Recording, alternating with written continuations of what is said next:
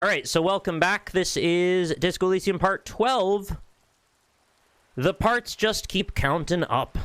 Is that blood on the floor there? No investigation to be had. Must be nothing.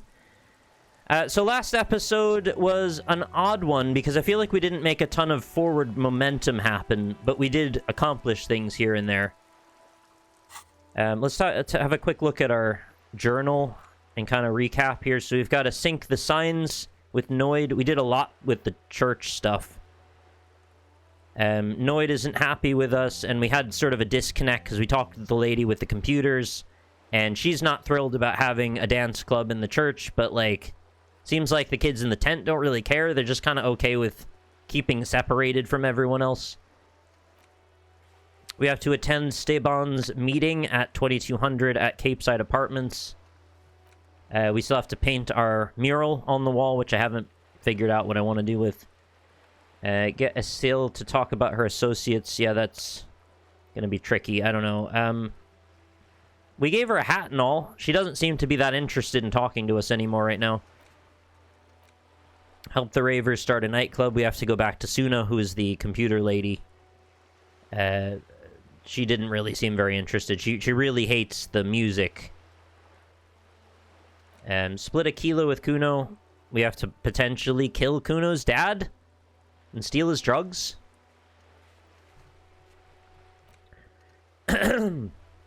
Excuse me.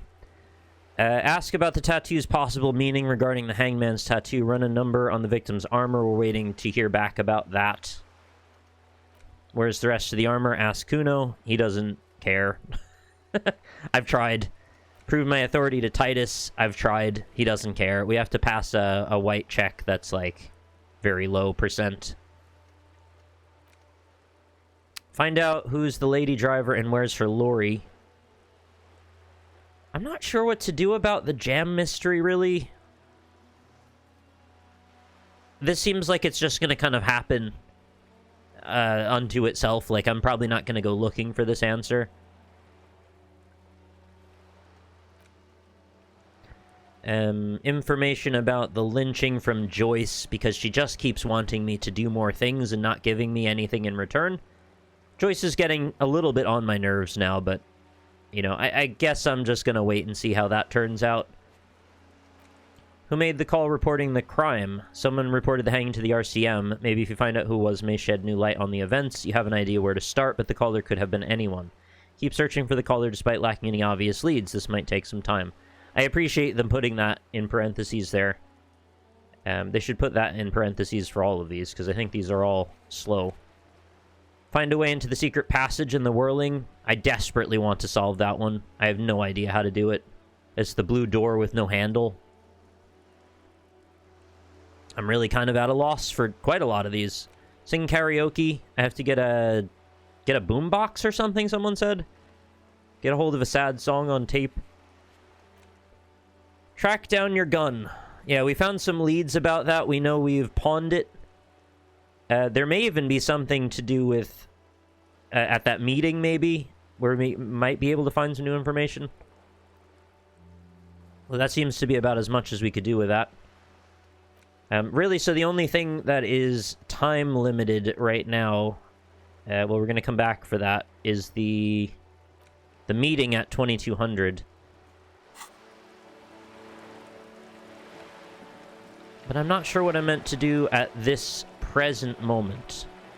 I guess I go talk to Suna again and see if she's got anything to say.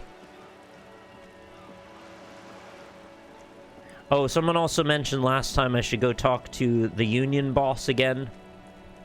Maybe that would be fruitful at this point. I'm thinking maybe I should give that a try, actually.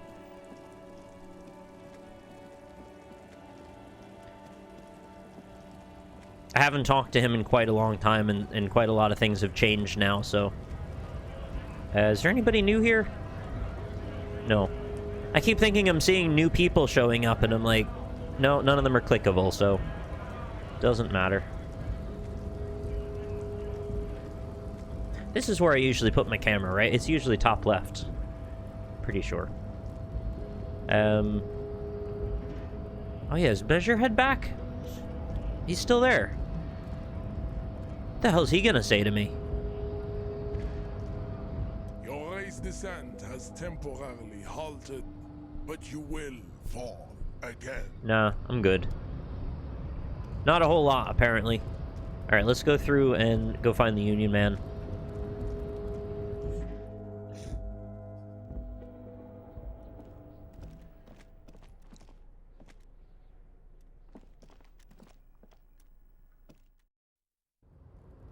It's a hard to identify door there.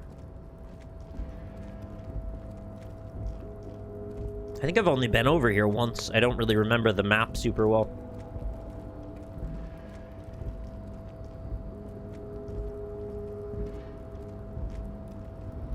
We've got that locked container I'm not sure what to do about as well. Maybe we'll be able to get in there at some point. Oh, it looks like there's just all that debris in the way of the stairs there. You're back before the cargo container. Its draw has not lessened since you were last here. If anything, it seems to have grown slightly. I forgot to turn the sound all the way back up. Sorry about that. I could try to persuade the door to open with rhetoric. 3% is very unlikely to happen, but I have hit 3% rolls in life occasionally. It is a white check. I guess there's not really any harm in attempting it at the moment, even though I'll fail. And as it's always been, it's impossible to open a container with rhetoric. I really wanted to know what he would say if I Maybe was able to you're open the losing your container mind. with rhetoric. I talked the door open? Maybe it would be something really unexpected, like actually there's a person in there and they were persuaded to open the door. Yeah, here's my build. Largely a psyche character. I'll put my camera over so you can see. Yeah, I know about changing my clothes. I've been doing this quite a bit, so I've been around the block now. All right. Just a little refresher anyway for those that needed to see it.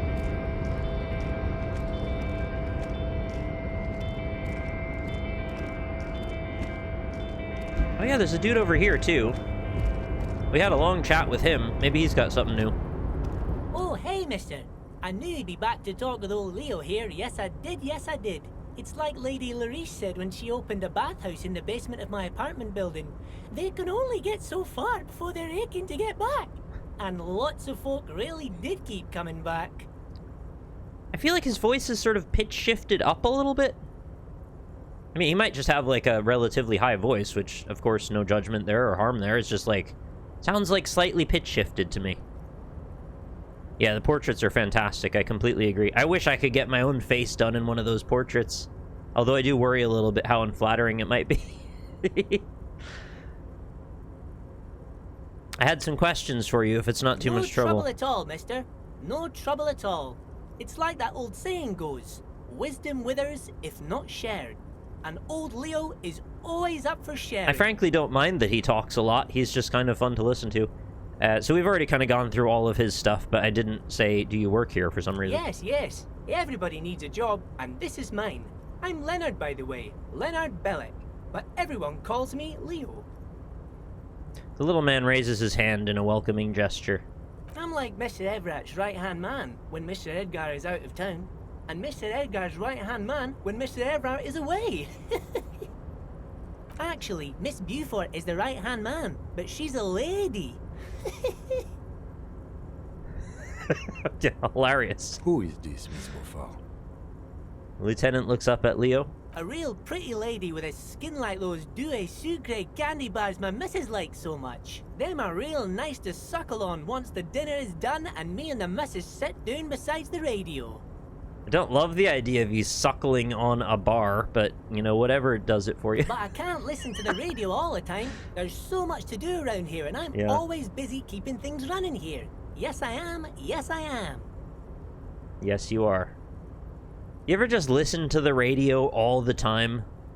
Stay on this Miss Beaufort topic. Yeah, so what's up with this Miss Beaufort? Oh, Lizzie. She is a real sharp tool. Mr. Everett put her through some fancy school and everything, east of the river. 4 years she was gone, and when she came back, she was all fancy and lawyerly. And now she's suing Pocket Pal.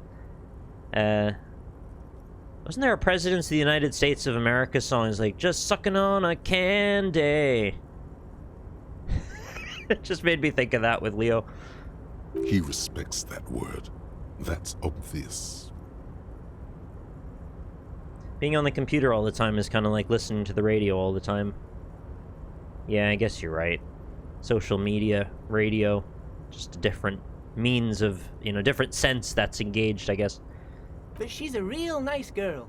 Grew up in this here neighborhood. Knows everybody and gets along with everyone. Real pillar of the community one day, I'm sure. Gotta have pillars. For a fraction of a second, there's sadness in his eyes. If me missus and me was to have a child, I'd be real happy if she turned out like her. But she can't have kids. What an odd thing to say. Dr. Lemaitre said so. And she knows about such things. Been a doctor for almost 50 years, she has. Jeez, imagine the stories you'd have being a doctor for 50 years. All the stories. He sighs and falls silent, watching you meekly with his blue eyes. Law school? Could she be talking about the union fixer, aka the gardener? What?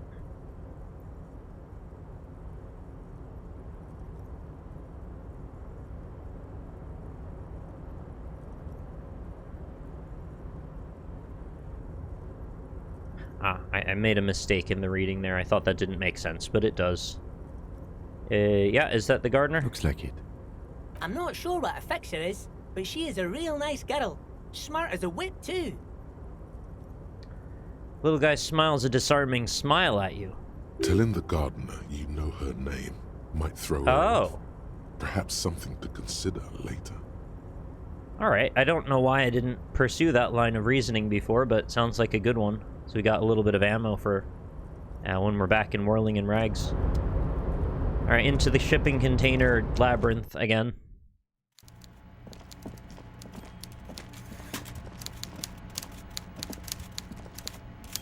Mr. Dubois, a pleasure as always. You don't have to sit down this time, since you've already sat on that chair. Oh, okay, so that was just a one-time chair sitting thing. Are we allowed to walk past him? Because it seems like there's stuff beyond. Let's talk about my lost gun, or it turns out the strikers are being served an alcoholic brew. I made it even stronger, or I met Joyce, the company representative. Let's talk about my lost gun. Yes, your lost gun. My best men are on it. They're turning every stone, searching every playground, asking kids, grandmas, everyone. I've been doing that too, to be fair. Your gun will be found, Harry. Let me assure you of that. It's just a matter of time and effort. Yeah, his profile picture's wild. The only way to find it seems to be working with him. He might even be holding your gun hostage. I will not be blackmailed with this gun business. Could he really hold my gun hostage? The gun may have been bought from Roy's pawn shop. Have your men factored that in? Yes, thank you for the hot tip regarding your lost gun, Harry.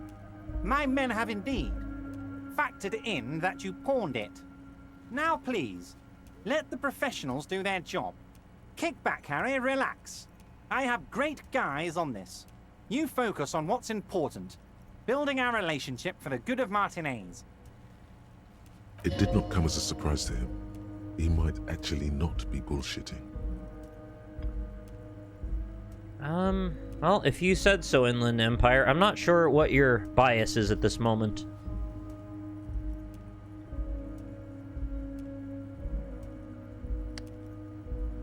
I'm kind of being forced into one of three directions here.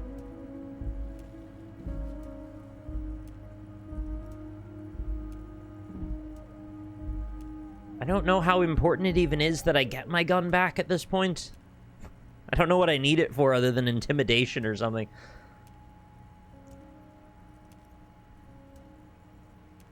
Oh, I wonder, is this the key to unlocking the Union boss guy in Whirling in Rags? Is that how you intimidate him, is to have your gun? Because Harry kept talking on about, or wanting to talk about how he has his gun, but I don't have my gun, so I never clicked on that, so I always went away from it. But maybe what that is a check to find out if you have your gun, and if you do, then that proceeds on. I will not be blackmailed. Harry! I was only trying to be tactful. A lost gun is a dangerous thing. I can't have it Yeah, around. of course in that's my what you would say. neighborhood. Of course. Kids could be playing gun roulette with it as we speak. Teenage gangs could be arming themselves. Get a hold of yourself, Harry. I assure you, we are working on locating the missing sidearm as well. The lieutenant is concerned about the lost gun and feels that the fact you haven't prioritized looking for it is unfortunate, if inevitable, and doesn't put the RCM in a good light. Have I not prioritized looking for it? I mean, we've got a lot of high priority things going on. Excellent, Mr. Kitsuragi. That's excellent news. Looks like we have a friendly gun-finding competition on our hands. Alright. I guess I'll talk about Joyce. I don't know how much I should talk about Joyce. Oh, that's very nice. I haven't gotten around to her yet. I'm very, very busy, you see. I hope you're getting along. One thing I want to make very clear, Harry, is that this is not some kind of union versus corporation situation. Everyone is just pals here. Why are you so concerned about trying to frame us as pals? I obviously can see through it in the way that I'm talking to you, but he persists. We're all trying to do what's best for Martinez. Don't feel like you I can't guess it's a cooperate plausible with her because you and I deniability are thing. such good friends, and I helped you get the body down, and I'm helping you find your gun. I'm not a jealous guy. Whoa, that's so nice of him. Suspiciously nice. Oh, there's a lot of options here. Are you sure? I find it a little odd, or I told Joyce that I met you, or what happened to the previous negotiator, Mr. Gaumont. Joyce said under previous union leader vanished under suspicious circumstances. Everett, Joyce seems to think the union is lowballing her, or why haven't you let her in to see you, or let's talk about something else. What about the suspicious circumstances? Vanished? Harry, the woman left her casserole in the oven and couldn't make it here in time for the voting. Okay. Oh, did I leave my casserole on? Better go home and check. The election can wait. When she got back, the whole thing was over. Wait, there was no mention of a casserole from Joyce. Funny, Joyce didn't mention any casserole. Harry. Oh, because I'm ignorant, right? Do not fixate on this little matter.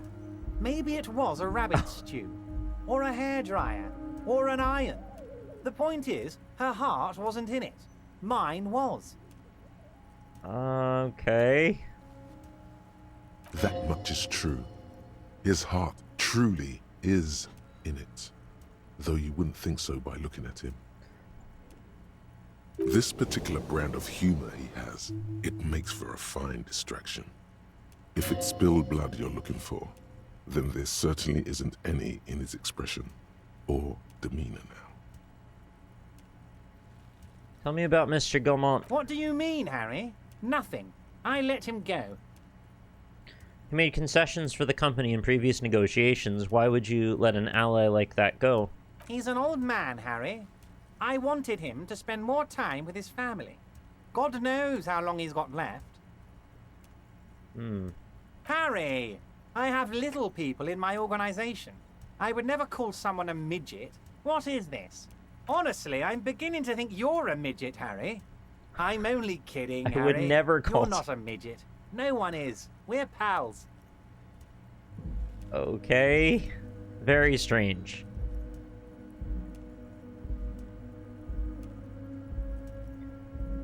Some people are like this, though, where they'll just kind of say stuff to get you disarmed because you don't really know how to understand what their motivations are. I think that's what he's doing.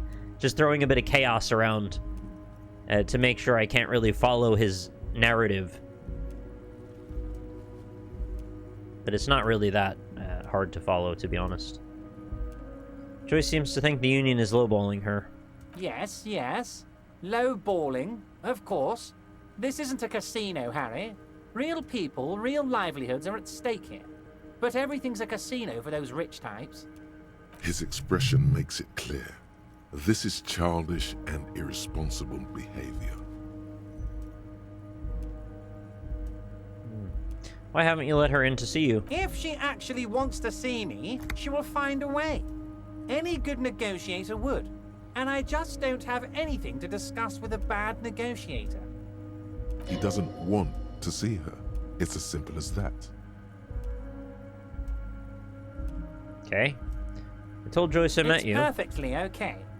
Even if you've told her everything we've talked about, it's absolutely fine. He seems happy about the prospect of you telling Joyce about your conversations. Sounds like you want me to tell her about the conversation.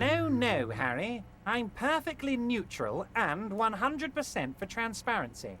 I know people say a lot of bad things about the Debarders Union, but we are actually squeaky clean.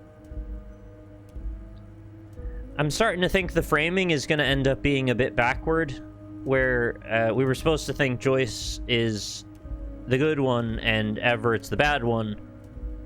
I mean, I'm getting the picture. Joyce is probably not exactly the good one. But maybe Everett isn't entirely the bad one, and it's really both two shades of gray. Yes, he really doesn't seem to mind. Because that would be a fun switch if it was like, we obviously set this up to make him look like a big mafia boss and he wants everything transactionally. But then you come to find out later on, it's like, no, he really just genuinely didn't want a gun to be in the community. That would be nice. Hey, the headless owl. Nice to see you. Sorry about your head. I hope you find it. Sure, he thinks. It's about transparency. I've always been saying that owls are always spinning their heads around in circles. Eventually they come unscrewed and they just fall off. You gotta remember, when you circle too much counterclockwise, you gotta counter it by going clockwise again for a while. Mr. Everett is helping me find my head. Oh, I'm glad to hear that. He doesn't want a headless owl in the community. I guess I'll just hear him out on Are You Sure I Find It a Little Odd. I'm just a nice guy, Harry. Oh, yeah. I wouldn't be where I am now. Nice if I guys wasn't always say nice. that. Politics is all about emotions, and I want you to have positive emotions when you think of me. He just sounds like he's speaking like an Onion article right now. So just like strictly sarcasm. Okay, let's talk about something else. Of course, Harry. Let me just assure you one more time. It's perfectly okay to share anything we discuss here with this Joyce.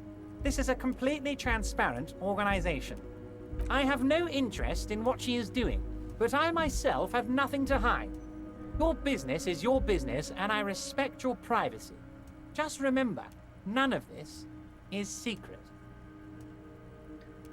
It's like you're reading from a I'm Just a Nice Guy script. Tell her about all of it. My brother's picture, my singing swordfish clock. Tell her how overweight I am and how I'm helping you find your lost gun. Tell her about everything. Everett doesn't mind. Is this just like... It's just trying to reverse psychology me into not telling her or something. I don't know with this guy. It is rather interesting to tell people things about each other, isn't it?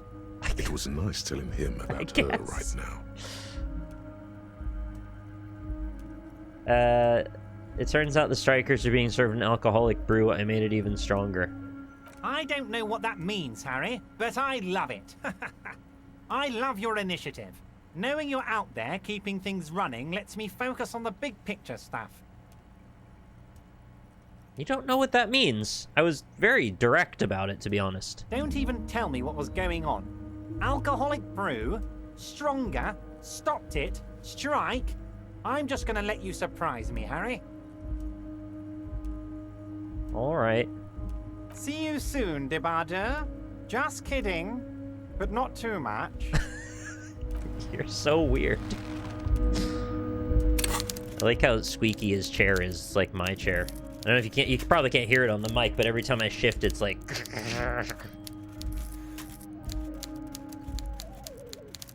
So we got lots and lots and lots of skill points. Is there anything that looks obviously like it needs to be upgraded here?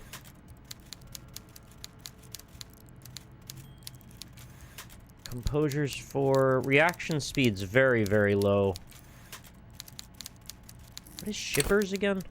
Oh, raise the hair on your neck. Tune into the city. Shivers and Half-Light haven't come up very often. I have seen them a couple of times, but I mean, I've seen all of them by now, I guess. Rhetoric for the container.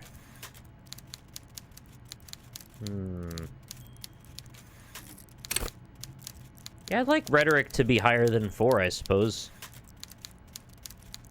Shivers is my favorite, but it's best on a new playthrough. Okay. Shivers has a lot of passive checks. Well, let's look at it this way. Rather than saying what I didn't get from Shivers, think about all the things I did get from, like, Conceptualization and Encyclopedia and Inland Empire and all those. We got some really good stuff in there. Specifically, all the lore from Encyclopedia has been really good. Where's Rhetoric? There it is. The thing I highlighted. I thought it was here for some reason. I'll take one in that, sure.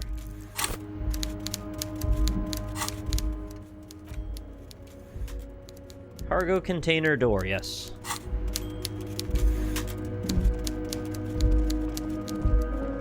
It's a double function, because, like, I wouldn't mind having that anyway, and we might as well since we're on our way back out.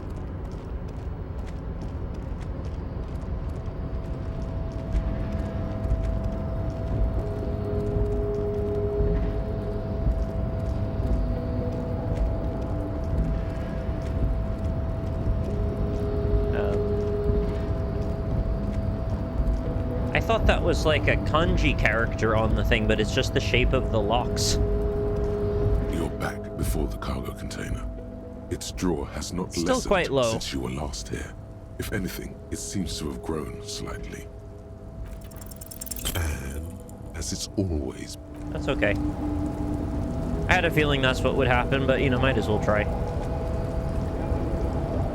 If only there was a way to rhetoric my way into that blue door in the kitchen.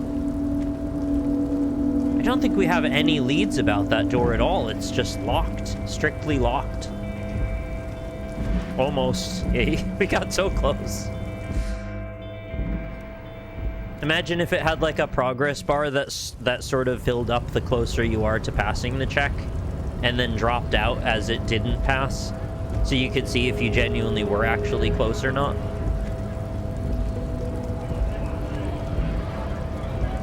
I don't know, it'd just be like salt in the wound when you don't make a check. I haven't talked to you in a while. Do you have anything new? Is this about the questions again? No, you're good. Never mind. I'm just gonna see if I have any bottles to drop off. I might. The tear machine stands. Your bottles clunk into the machine. I do have a few.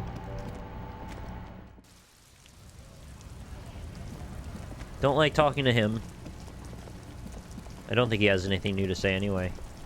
I haven't talked to this guy in a bit. Stuck in the rain in a traffic jam, man. What's on your mind? Changed my mind about your friend, the lady driver. What? But I told you she's my friend.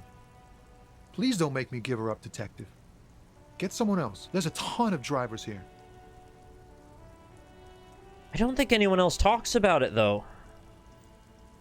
I didn't remember what this line of questioning was, to be honest, so I forgot we were gonna force him.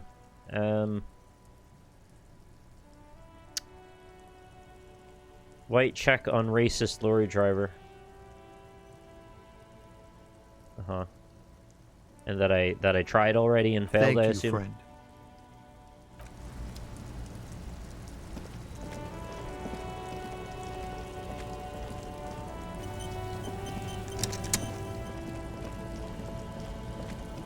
Why did you take that route? Oh, the boxes were in the way.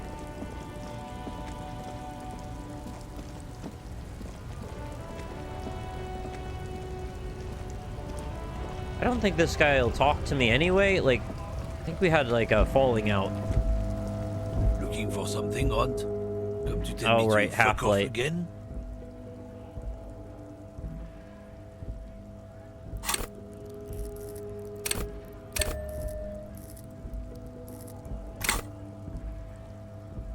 28%. That's not too bad.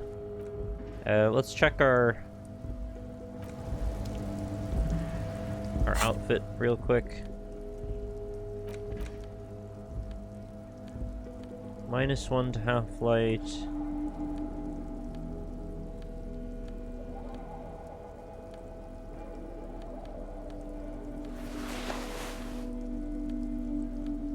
That might be as good as it's gonna get.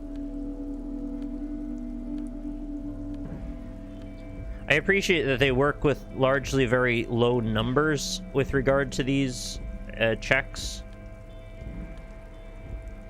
I remember when I was younger, I used to think, oh, it's so silly how, like, D&D and stuff use really low numbers. Why don't they get big numbers? Because it feels cooler when you hit something for 1,000. And then I played all these JRPGs, and I'm like, oh, I think I actually get why they don't do that.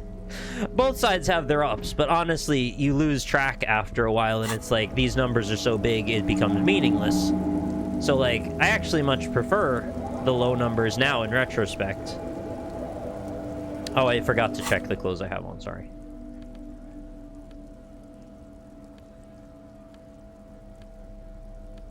No.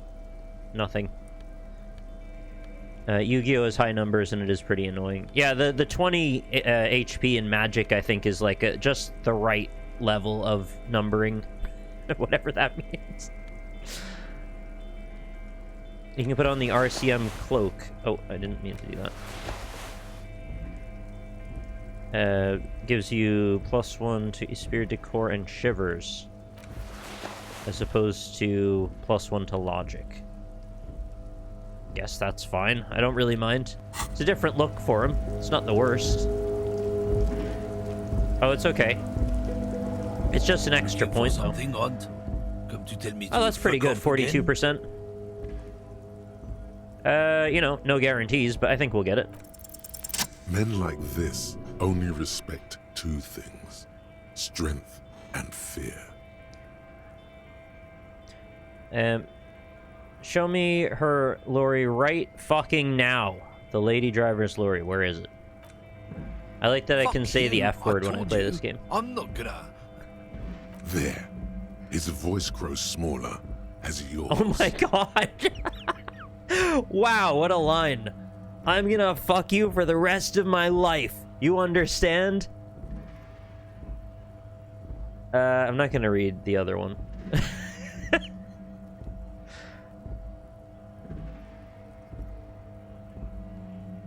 Vent to your fucking lorry. I know where it is. I'm gonna burn it down. What's your name? I'm gonna go to the police radio and say this guy told Madre to fuck off.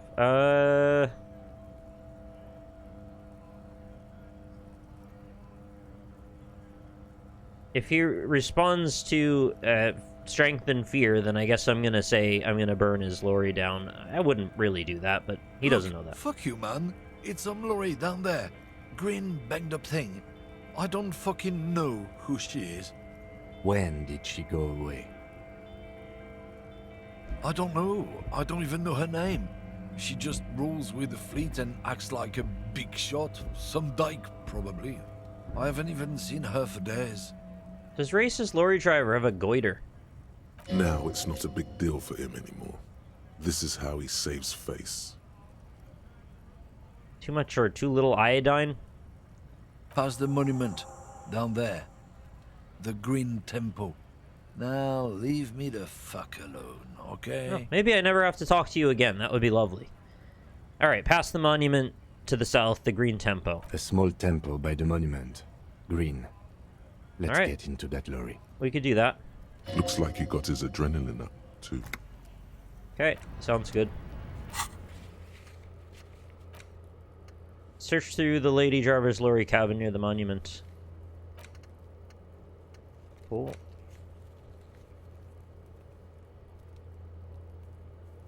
Man from Heimdall series. I don't remember what that check was. Or the context of it. I mean, I remember that there was something.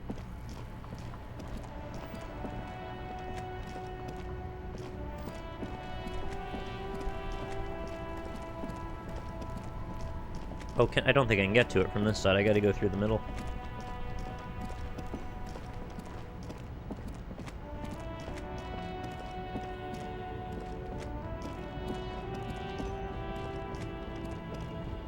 Oh, I didn't understand. We were walking across the boxes and down them. I thought these were stairs or something, but I didn't really look at it closely. I feel a fool.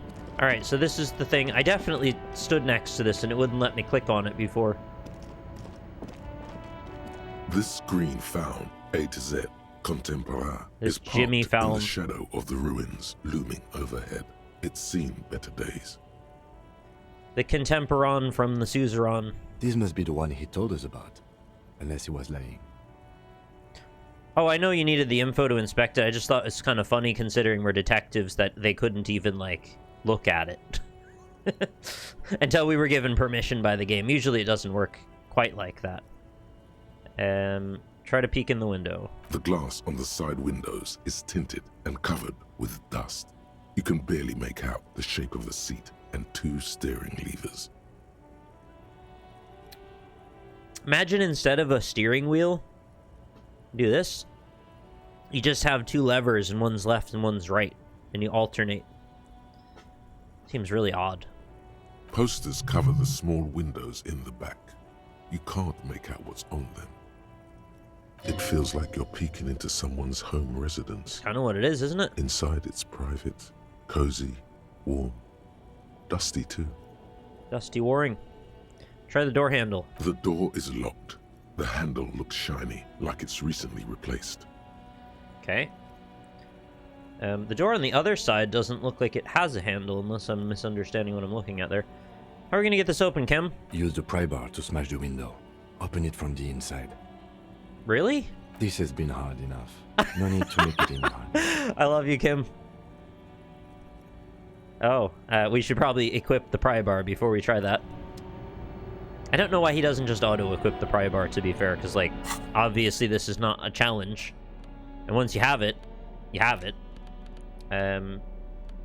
So, like, why doesn't it just do it? I don't know. This screen found A to Z Contemporain. That's still is really low. parked in the shadow of the ruins looming overhead. It's seen better days. What do you mean 17%? I have the pry bar, and... because I'm so weak, I guess I won't break it.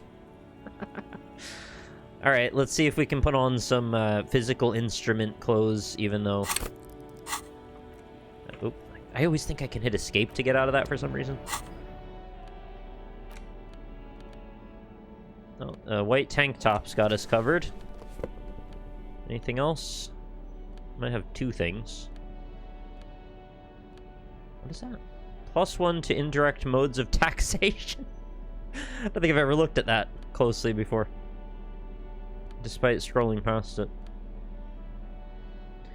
Yeah, that's fine. Lose... Oh, wait.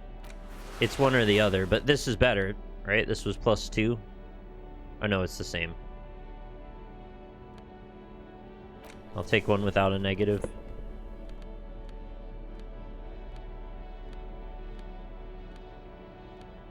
I mean, I pretty much have some piece of clothing that helps with every individual thing.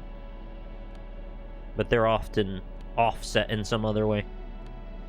Yeah, alright. So do we have anything minus to physical instrument? No. Alright, so that's as good as it gets. Well, maybe we'll get like 20, 25%, 28%. Contemporain is parked in the shadow of the ruins. It's almost 1 in 3. Overhead. It's seen better days. 1 in 3 is not the worst odds. Better, not as good as a coin flip, but it's not a quarter. Pry bar We failed. in hand, you take a hard swing at the window. A loud thunk rings out, and the pry bar bounces back, leaving a tiny spider web on the glass. Oh, well, if we left a tiny spider web, then we should be okay. Really hit again. Another futile thunk sounds in the brisk coastal air. This has been hard enough. No need to make it any harder. Oh, Kim's gonna take over. Thank you, Kim. He smashes it into the window. Droplets of glass Sorry, I'm fly so everywhere, weak. shattering over the lorry floor and pavement. I skipped You can both just leg and reach arm in day. now. Just open The smell of cigarettes and perfume welcomes you. The cabin inside is plastered with old movie posters. Actresses smile from the walls. There's a radio transmitter in the front, and a toolbox tucked under the driver's Fortress seat. accident. Some tools lie scattered near the pedals. Any good ones? There's something odd about the passenger seat. The seating fabric has been pulled tight over the lower side of the seat where the toolbox should be. All right, so there's a hidden compartment or something. Peel off the cover on the passenger Voila! seat. A stack of neatly folded papers has been stashed behind the seating Oh, fabric. treasure maps. You see 3 maps depicting a large metropolitan area. It's Revachol. Some of its routes and highways have been outlined with a pen. Reminds me of that video of the SWAT guy failing to bash a door down and then his colleague just tries the handle. That's hilarious. Bonne prise. The lieutenant commends you as you shift through the treasure, well worn and folded into neat squares. I don't think he's ever said something like that before. I mean, he's complimented me occasionally, but not usually so gleefully, I guess. Fold to open the topmost map. This large map displays the elevated motorway called 881. The intake That's a good leading one. to Martinez is marked with a blue X. There's another X on the off-ramp at a place called the Old South. We don't call it Blue X, we call it Twitter. Toll booths at the intakes are marked with a circle. It looks like there are scant few ways of getting onto the elevated motorway that runs over Jamrock, and this person knows them all. I just kind of looked at the text for a moment, and there's now tremendously more snow on the ground and car than there was a second ago, right? I didn't just imagine that.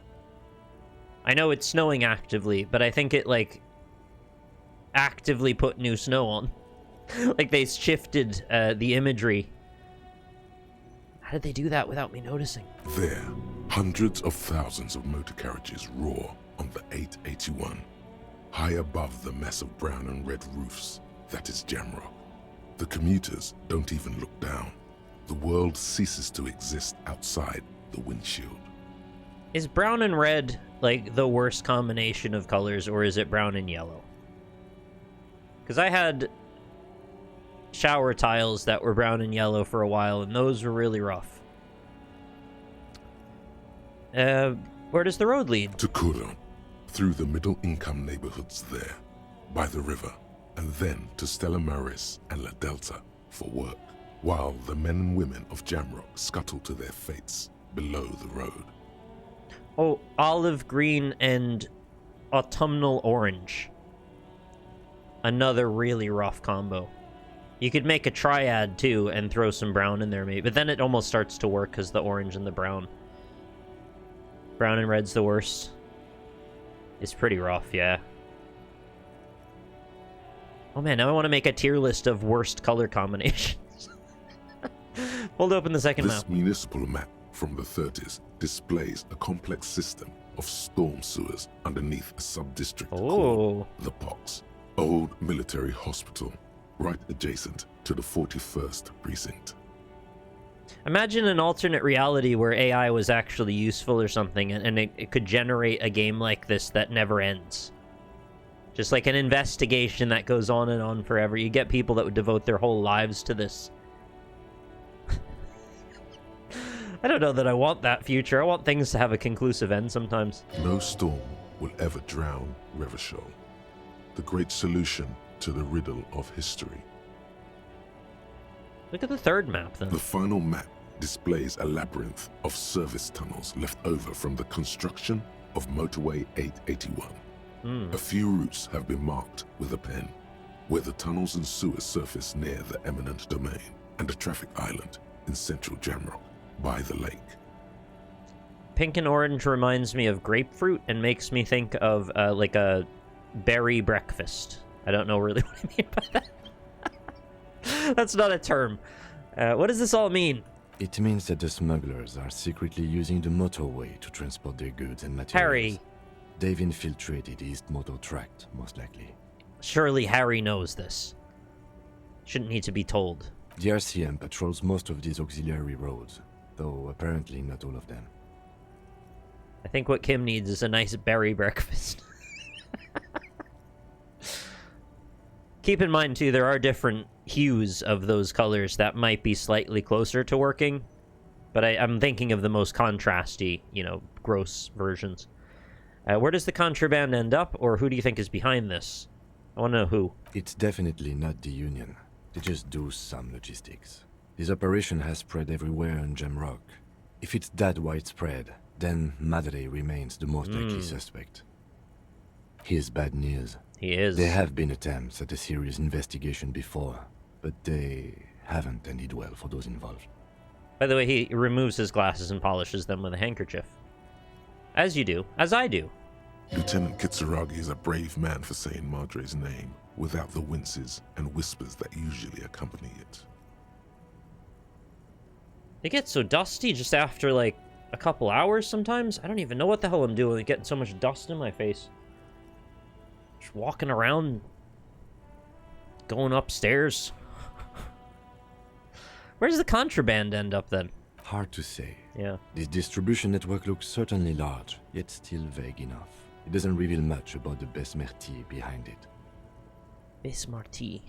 Can I use my visual calculus skill to reconstruct how the contraband moves?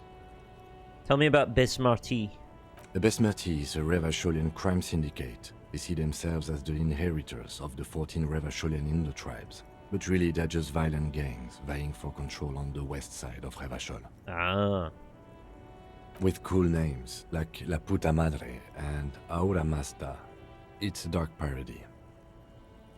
Yeah, that first one, I think, is a phrase I've heard before, and I don't think it's nice. Return the stack of papers. Best not to disturb the scene. I'll have forensics go over the lorry and pick this up later. Oh, good. The stack of maps looks just like before, barely noticeable. The movie stars look silently by, and the pull-out toolbox has a rubber handle, worn from years of use.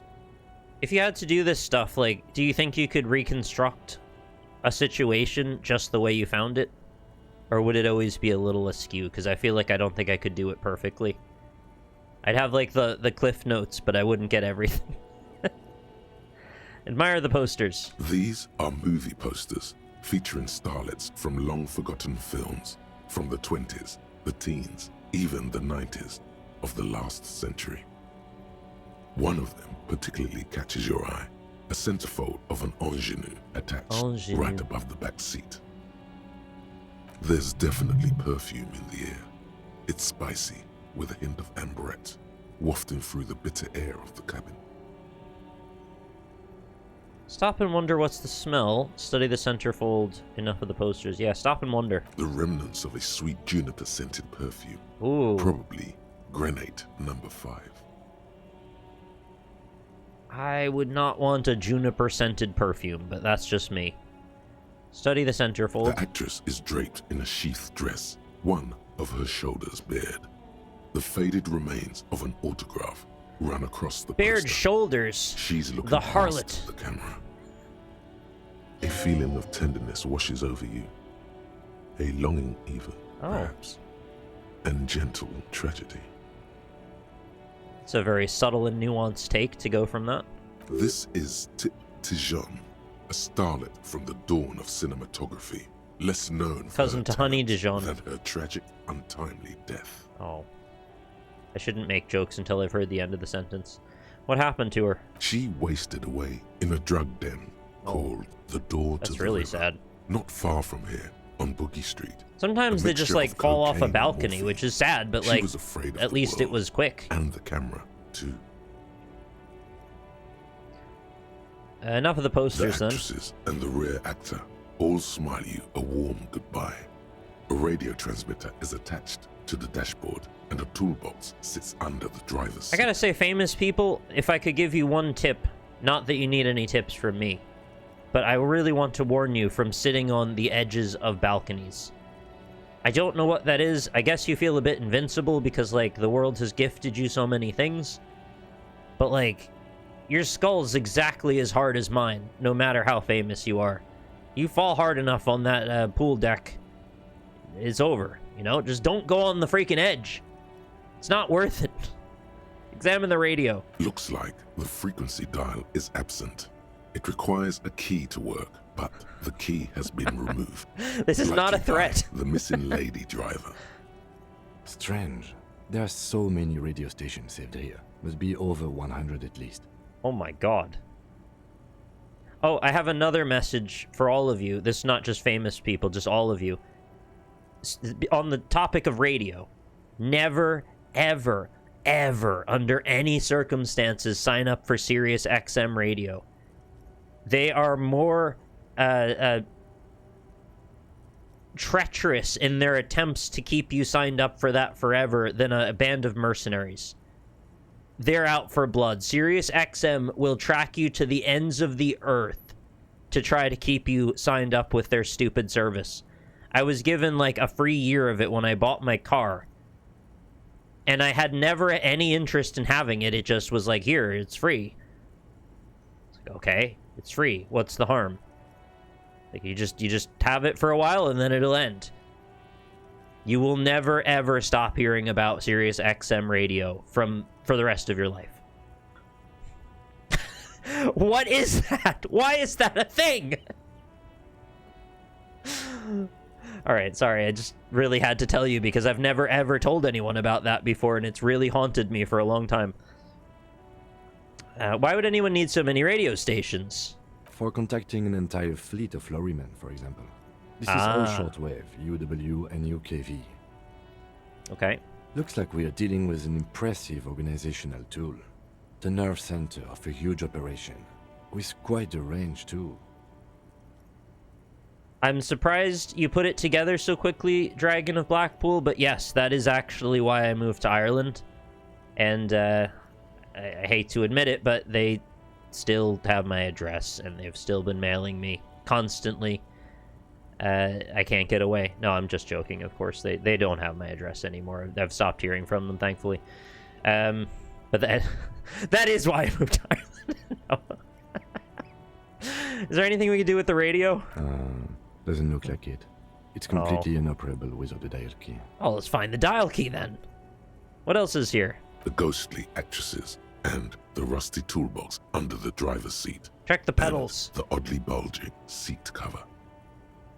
We already checked that bit. You wedge yourself under the steering wheel wedge to it. get a better look.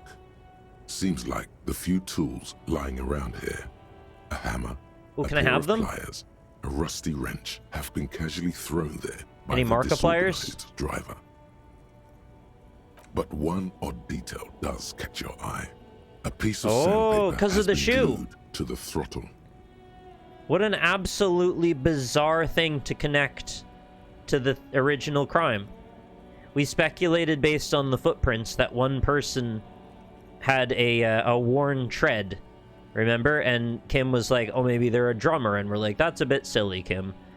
And so now this ties us to their identity if they have a piece of sandpaper glued to the accelerator. Or to the throttle. Sandpaper adds extra grip. Oh, I figured it out. Logic. Thank you. Looks like the driver's glued a piece of sandpaper to the throttle to offer some extra grip. Sandpaper? A novel technique? Sandpaper would also rub off the pattern for the driver's right boot sole. Yes?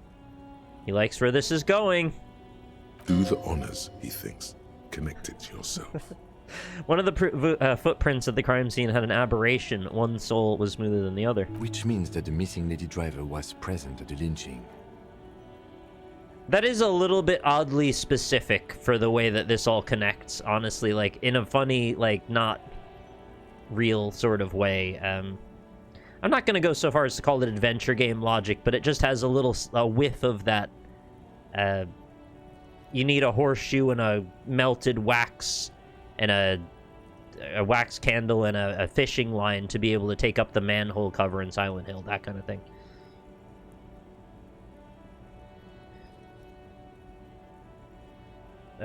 She's also the one running the drug trade. What a handful. First the drug smuggling, now this. How deep does the rabbit hole go? Women, shake your head. Always up to something.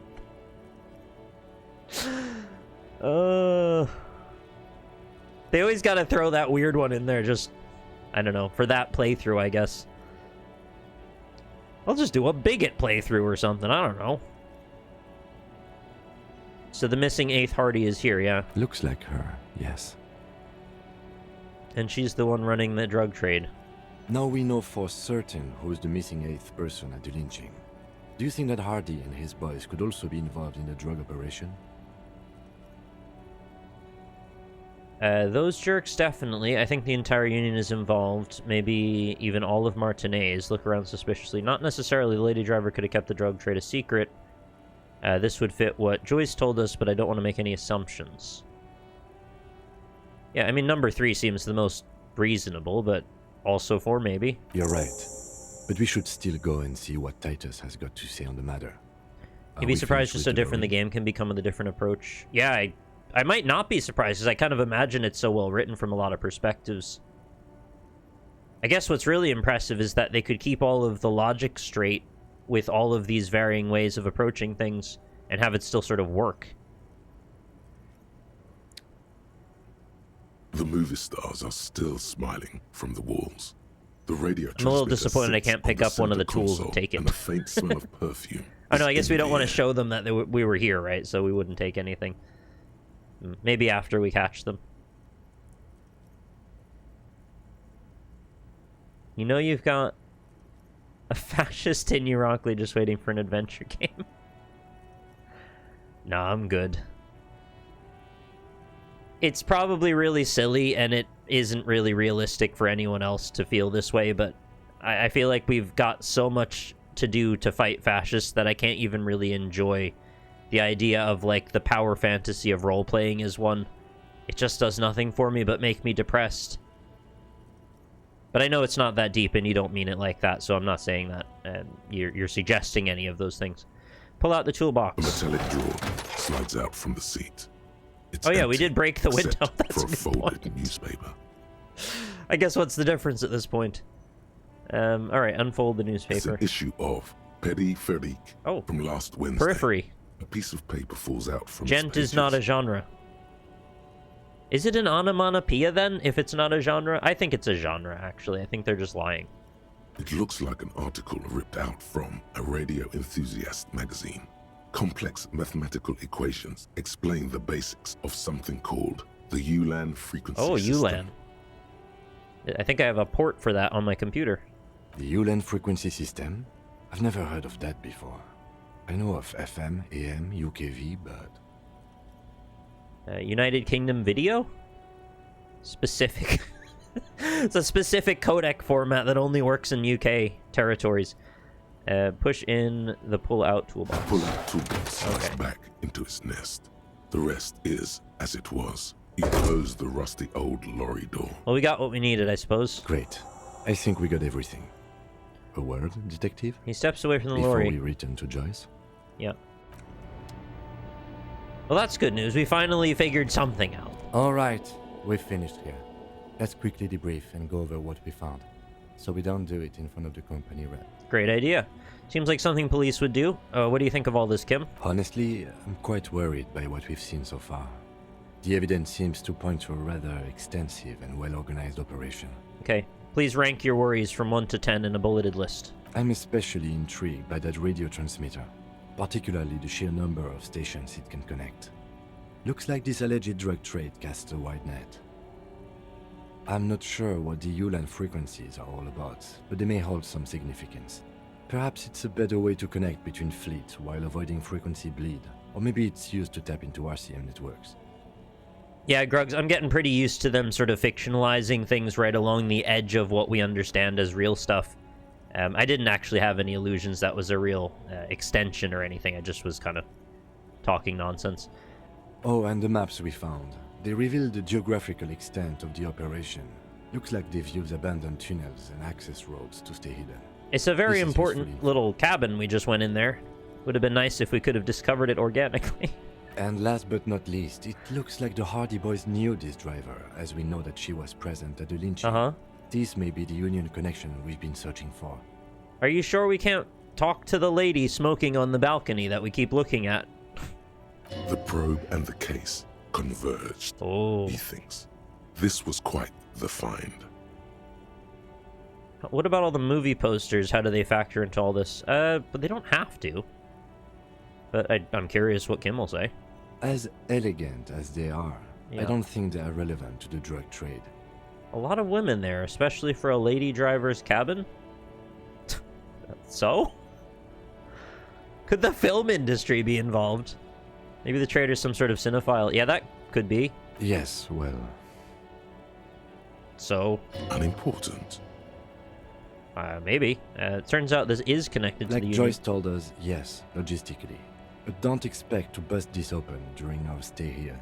At best, this is an angle we can use against them to other ends as extra ammunition. Wait, are we sure that it's connected to the Union directly, not just indirectly? The connection is it's one of the Hardy Boys, but not that they necessarily know it's happening. Right? There's no conclusive proof that the rest of the Union's aware of the drug trade at this point. Might be the case that they are, but we don't have that evidence at this point right now. Will the RCM open an investigation into this? We should return to the murder case. Yeah. See what Joyce tells us about the lynching. When we are done for the day, I call my station and suggest our narcotics department look into it. It must be really complicated keeping all this crap straight in your head if you've got multiple cases like this you're trying to juggle. I mean, I've been playing this game now for over a month.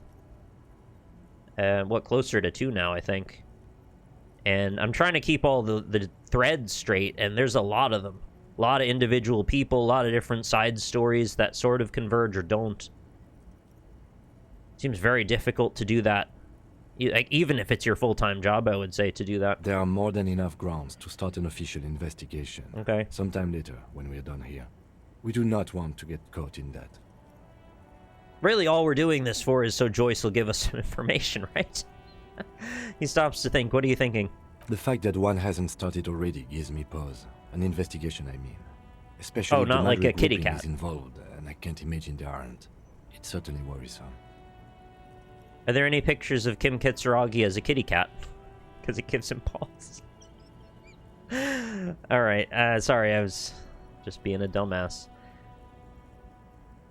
Right, so the implication there is the fact that there's not an investigation means maybe there's corruption and maybe they know about this and they're letting it go.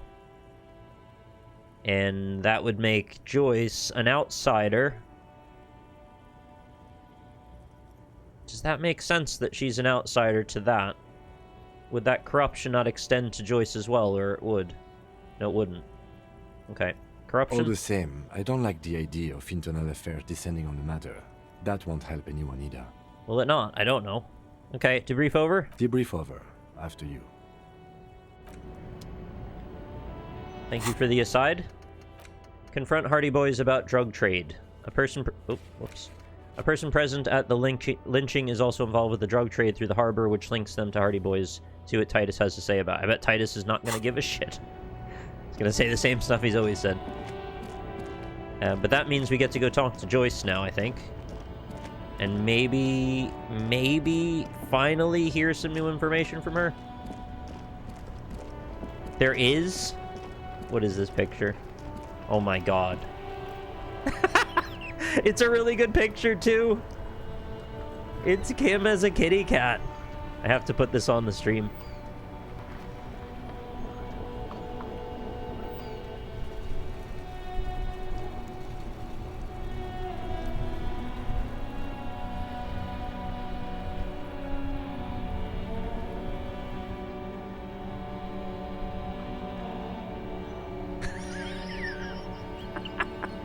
That's fantastic.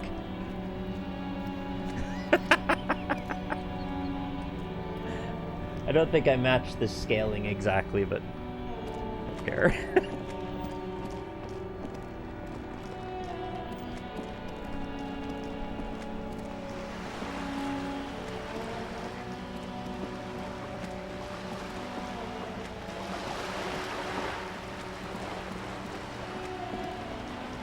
Disco Elysium furry TC mod when? Will any pony make it?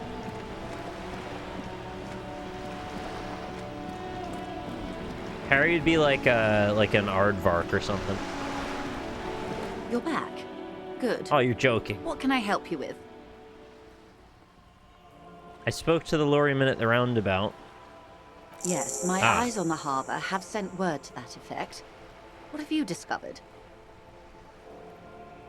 Wait, where exactly are these eyes located? Yeah, where are the eyes? It doesn't really matter. And I do apologize for the surveillance. Wild pines can't afford to be blind at a time like this. You don't want some wild pine blind pines. In any case, it's a relief to know someone has looked into it. If I may ask, will there be an official investigation? I assume you discovered there is an operation. You'll have to ask Kim about that. She's trying to conceal her excitement, but the slight glimmer in her green eyes tells you otherwise. The lieutenant is about to interject. Cut him off. This decision should be yours.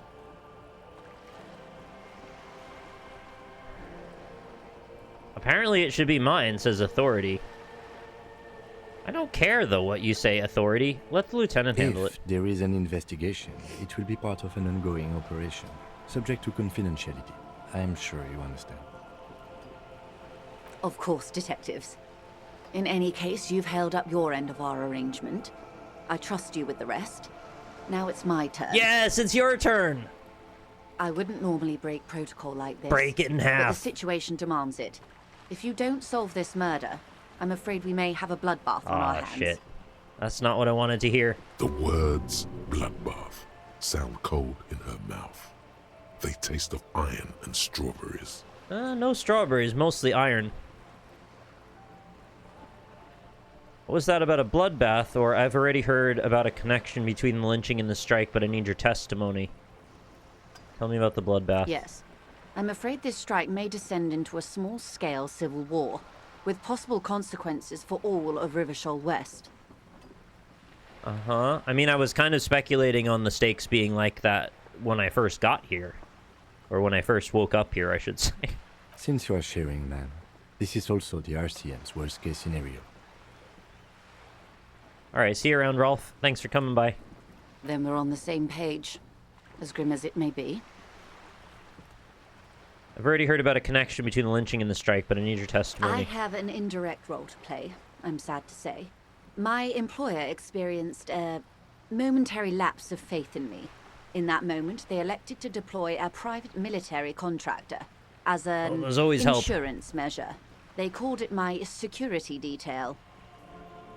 Momentary lapse of They were faith? dispatched after I relayed the union's initial offer. Every worker... A member of the board. I tried to convince my employer it was simply a piece of rhetoric, or a joke. They did not appreciate the humor. Do you need a security detail? Absolutely not. These mercenaries are muscle, pure and simple. They are meant to intimidate the Union into surrendering. Who are they, exactly? Crenell, an Oranese military company. As far as I know, 3 arrived in Martinez. They report to me sporadically, but they do not answer to me. To be frank, our relationship is deteriorating. They wear ceramic armor, have semi-automatic weapons, and years of combat experience. They also have trauma and stressor disorder, and no idea how to conduct themselves in an urban civilian environment. I don't think I've seen any of these people, right? So, what happened?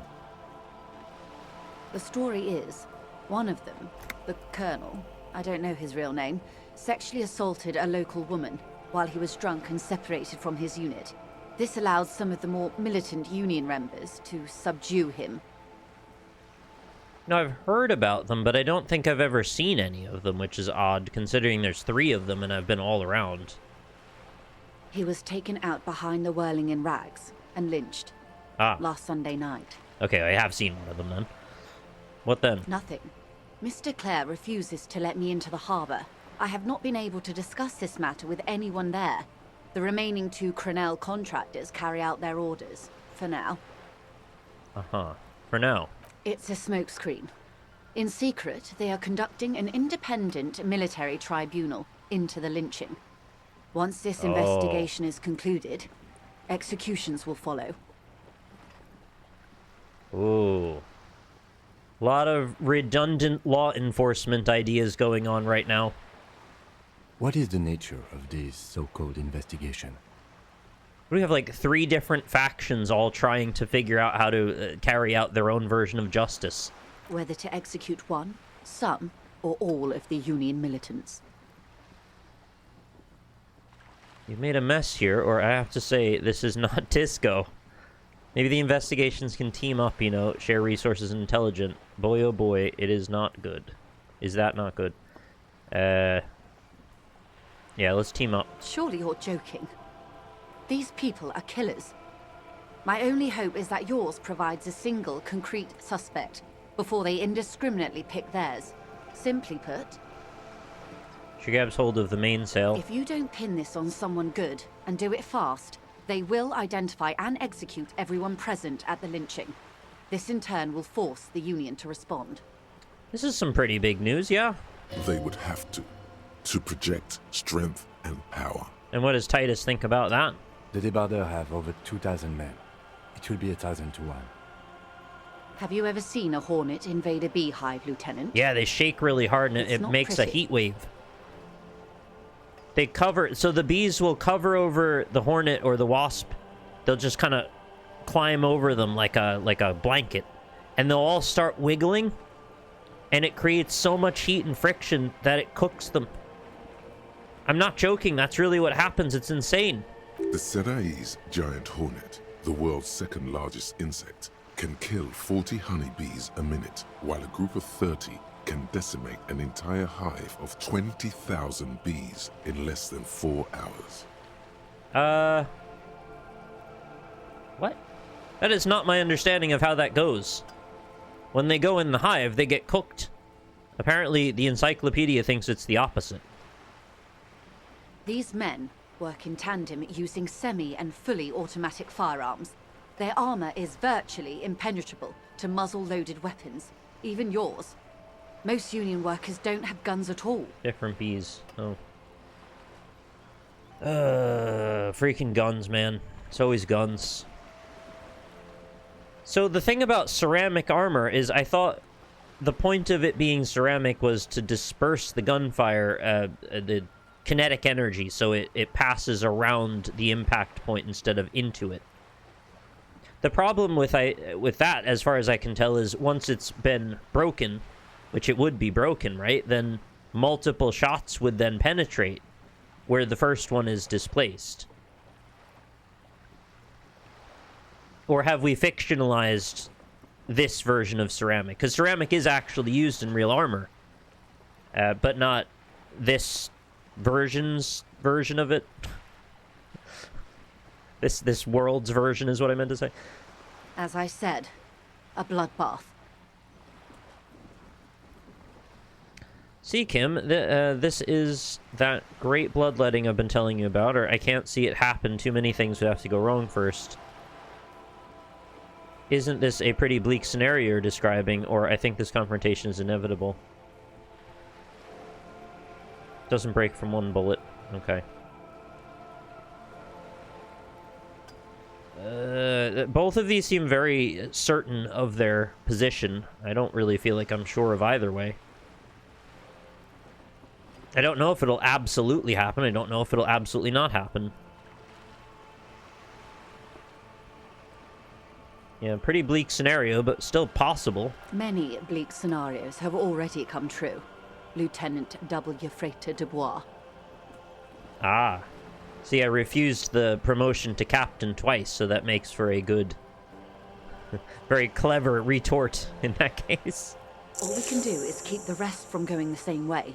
One single concrete suspect delivered into civil court, and I may be able to defuse this situation.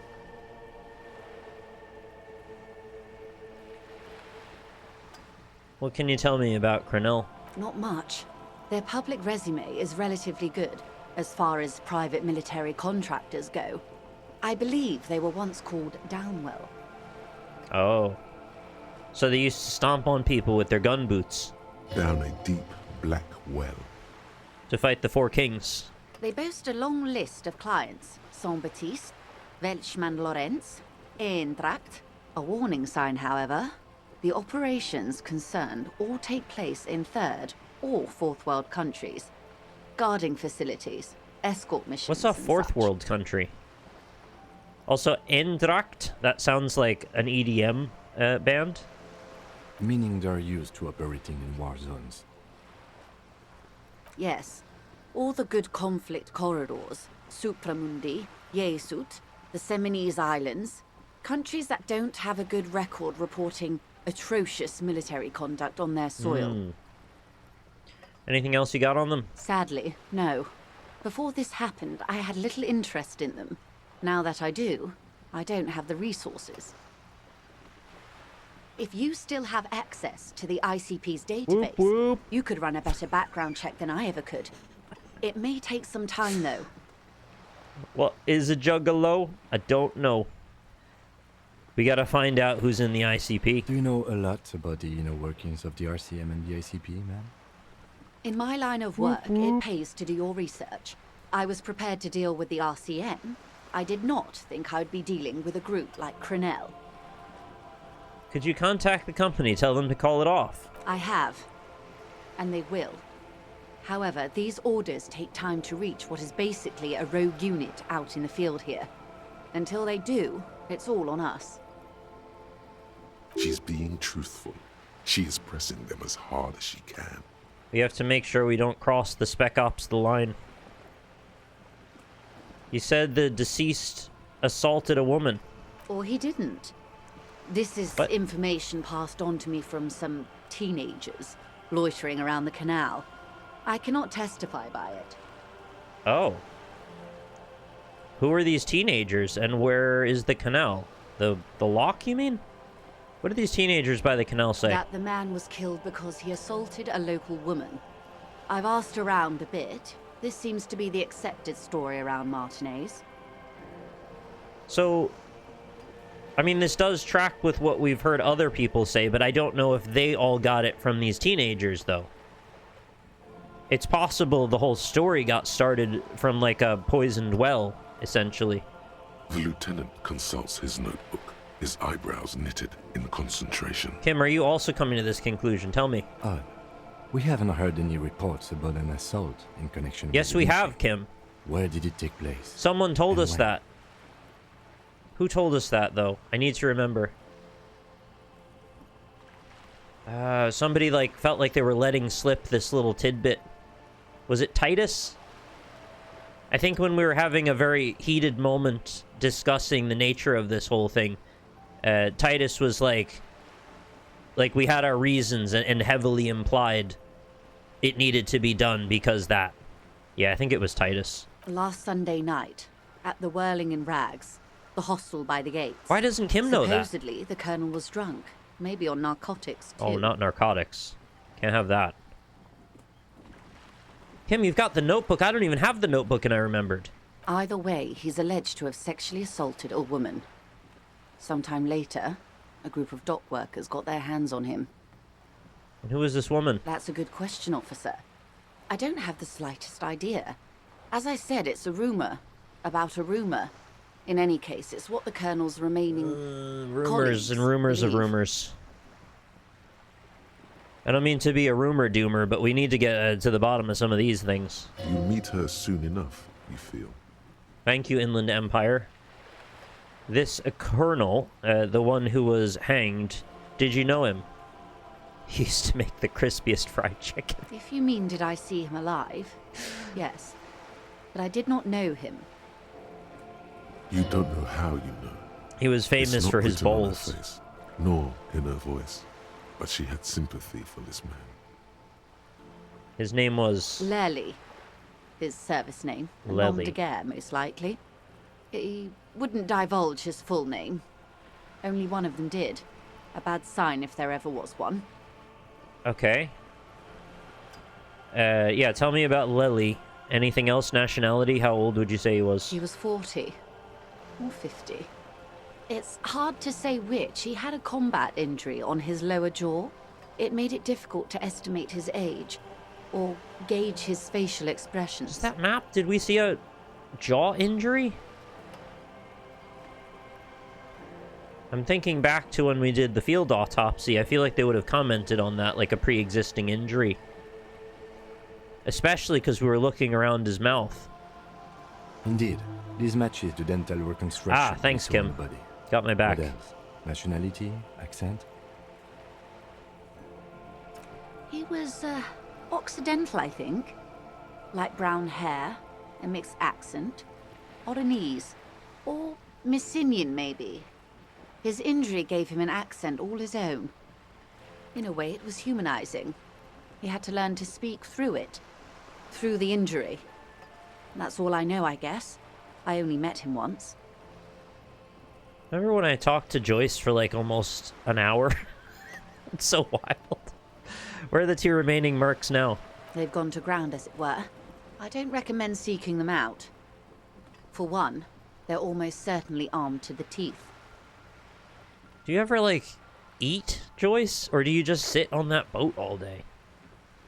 They don't have the same respect for the Revachol citizens' militia as I do. To put it bluntly, they think you're vigilantes. Ghetto savages. It will not be a fruitful meeting. Okay. Of course not. Vigilantes. You're a professional officer of the only legitimate authority in Revachol. The shoe's on the other foot, right? They're kind of the vigilantes now. Well, they're mercenaries, like freelance vigilantes at this point. Whatever that is. We still need to know where they are. You're likely to run into them eventually. Ah, when that happens, they're an event. I'll be in a better position to mediate if I don't appear involved. They're time-gated or event-gated or something. Okay. Logic, 83% roll. Where are these mercenaries? One is obviously the scat leader at the harbor gates. Okay. The one chanting the idiotic slogans. He's barely maintaining Ah, his that disguise. explains a lot, actually, now that you said it. Thanks, Logic. The other has a vantage point in a building south of the roundabout. They were keeping tabs on you while you were canvassing the lorry drivers. Huh. There's no accessible buildings, to me anyway, south of the roundabout, as far as I know. Unless I'm not sure where they're talking about. I think I know the spot, though. Interesting. One must be the goon in ill-fitting work clothes by the harbor gates, the scab leader. That may be so. She is poised and I still unperturbed. hope you heed my advice. There's no need to kick the hornet's nest. We'll wait for the hornet to come into the hive and get cooked. For all your talk of averting this catastrophe, the situation at the gate is a powder keg. Does this not bother you? Of course it bothers me, Lieutenant. But my hands are tied. How would my employer react if it appeared I were intervening on behalf of the Union?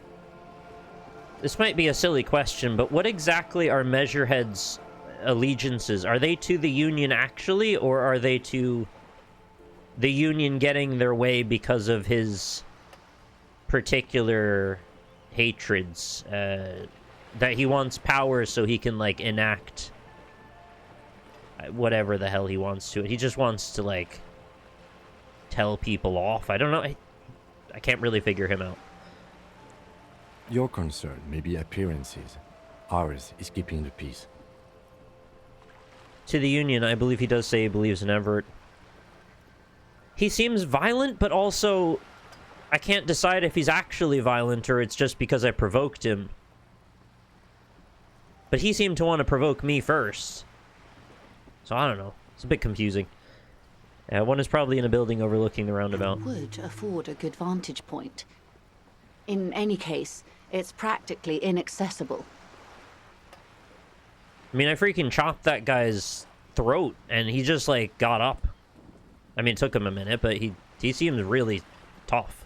Where is your radio for contacting them, if I may ask? Do you have an earpiece? Yeah, where's your earpiece? Heavens no. I'm not an undercover agent. There's a short wave at the ship's wheel. Well, you're kind of acting like one, though. I mean, you're not, like, literally one, but you're kind of acting pretty similar. I had another question. I hope I can answer it better. How much time do we have? Until the executions start? Yeah, tell me, to the minute. Truthfully, I don't know. It depends on their progress identifying the members of the lynch mob and their impatience. Mercenaries are known for their patience, so I'm sure we have lots of time. They don't report their progress to you? Not on this matter.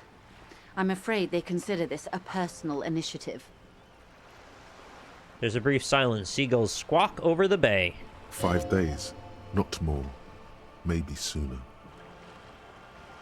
5 days from day 1.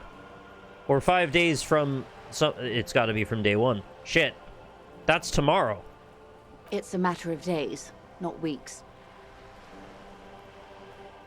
Oh, no. I am sorry to have been the bearer of bad news. If there is anything else I can help you with, please ask. I need more time, Joyce. Tell me about the tattoos. Of course. Excuse my hesitation before.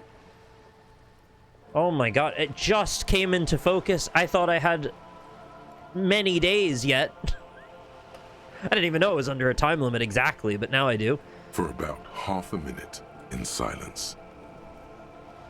She wears fingerless gloves. Her fingernails are cut short and fractured, like those of a working woman. To be fair, Kim has been reminding us constantly to focus on the hanging. Right, but I just thought that was Kim's obligation as an RCM member to do that. I didn't know it was because there was an actual time limit. It was taken with a trigette not long ago. This is the man's upper body. There were no more markings on his hands or legs. Alright, observe the woman's expression. Her mouth is relaxed. The accordion lines near her mouth vanish. The pearls of her eyes move slowly on the photo's surface. She got pearl eyes. Good for her. Teach me how to sword fight. She has no excess of emotions for this cadaver. Has she seen dead bodies before? It's likely. What do you think? Sorry. I was trying to see if I can read the web of interdependencies between these points. The stars. She points to one on the photo paper. I can't. But that's how you read this story. The points themselves don't have letters, numbers, anything. Their size, location on the body, and distance from each other tells you what they represent. Huh. So it's more about the negative space than what's it being engaged actively. Like Via's on a microcircuit. Close. Port cities. This is an Oronese map of the waterways. A sailor's tattoo worn by wayfarers of the Dolorian century. Very useful, over thank you. 300 years ago. The sailors would mark their bodies to map their travels. What is the use of this map? The sailor's soul would use it to fly back home if they should die abroad. Shit. This is a sort of contraption to be reeled back in by. The silver cord, they would call it. Incredible. Where is he now? This one's going nowhere but the morgue. The times have changed. Yeah, they don't get to fly back via the silver cord anymore. What travels did the dead man make? Quite a few. Vredefort, I've heard of that the one. Oronese capital, Yeah. traditionally stands on the right shoulder. He started somewhere near here, I think. What next? Then he made his way to the Pretto Grande, through what I think must be the Stutz Canal, an artificial channel through the Occident. From the Pretto, he sailed to the Insulindic Ocean, first the Semnes Islands, then this. She points to his heart. So they've, like, made a world map for this world, right? There's no way that they have this much information that's highly specific without this being a reference to some actual, you know, lore, specific lore book. Revachol. Those are the two constants. Vredefort on the shoulder, and Revachol in the heart. They started the tradition of these maps right after the discovery of Insulinde, at the dawn of the Interinsulary Age. None that has been officially released. What about the maps inside of the bookstore? Was there not a larger area map for that?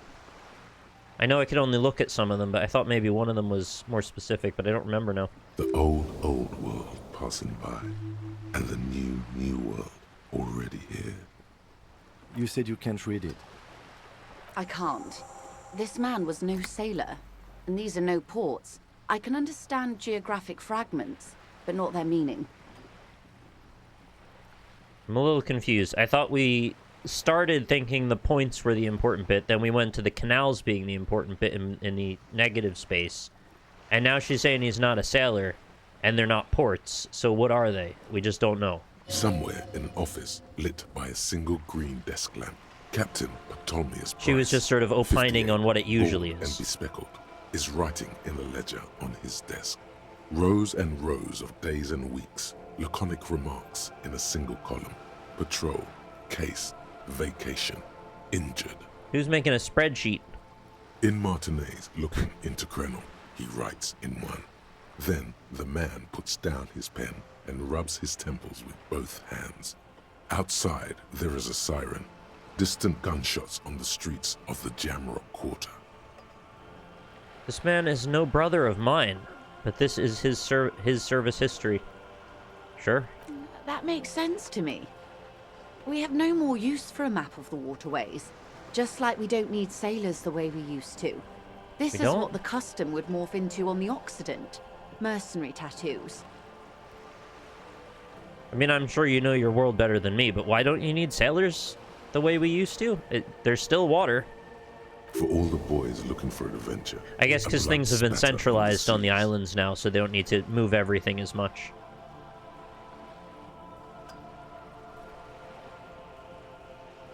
Who could tell me more? His platoon members? The other contractors. Oh. Though I do not suggest you go and show them that picture. This man was their friend. Well, we only have access to one of the comrade. two, and that would kind of blow it all up if we showed him, right? So we can't do that. It could go this or the other way. Maybe if you're tactful. I see they're setting us up for that expectation. Surely there are other people to ask about the tattoo. This is not necessary to complete the task, officer. It's a dangerous side task. Search elsewhere. Let's mark it down. Do what you have to do, Detective Dubois. I don't think deciphering that tattoo should come before public security. But if you should wade into the mob to find out, I couldn't stop you. Yeah, I know. You don't leave your boat. We will be careful, ma'am. That's all for the tattoos. Thanks for your help. Is there anything else I can help you Oh, with? that's quite enough. Thank you. This seems like a good time to save, although I will click into this just to see where we're at. 4 points. Plenty of levels to be gotten. Ask Scab Leader about tattoos. The victim's tattoos. Ask another about tattoos' possible meaning. But we've actually finally gotten to the bottom of Joyce's mystery. What exactly is it that she couldn't tell us all this time? We now know. I kind of understand now in retrospect why she wouldn't share that information, because it is like time limited and utterly on the knife's edge of balance, where things could suddenly go incredibly wrong if she trusts the wrong person with that. So like really need to know only kind of stuff.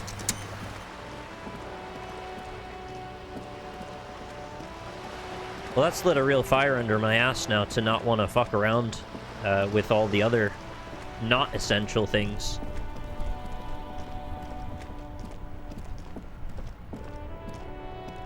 Like Kuno's dad, I mean, it's not really a very high priority at this point.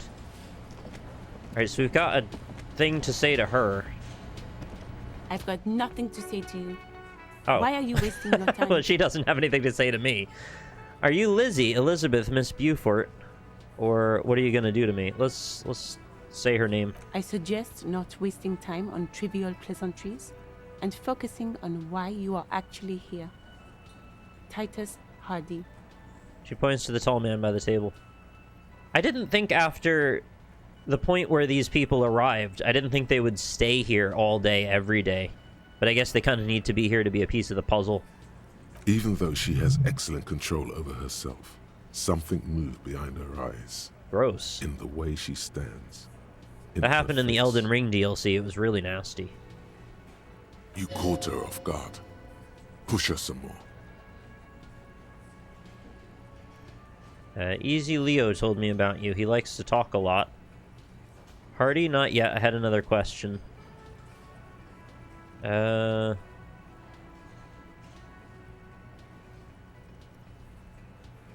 Easy Leo told me about you. You are not here to chat up the legal counsel.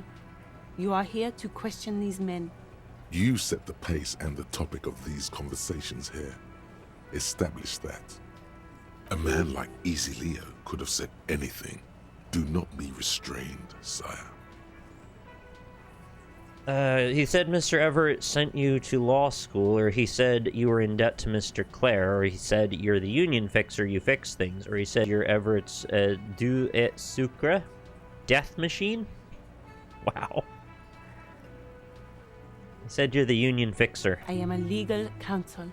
Don't make this personal. A very minor victory. Is it? What are you gonna do to me? Kim doesn't like that. What are we going to do to you? She starts laughing. It's a cold laughter devoid of joy. You were specifically asked not to say that, and then you said it anyway, you junior delinquent. But you still did. The union isn't going to do anything to you.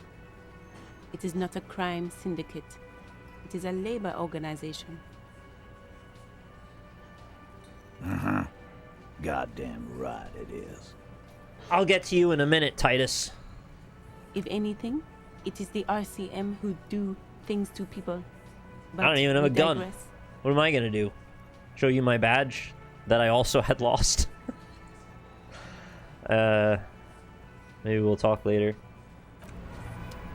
Alright, Titus, what do you have? Looks like the circus left town. I know about the clowns But the already. clowns Titus are is still boring here. at this point. Learn some new ways to diss me, man.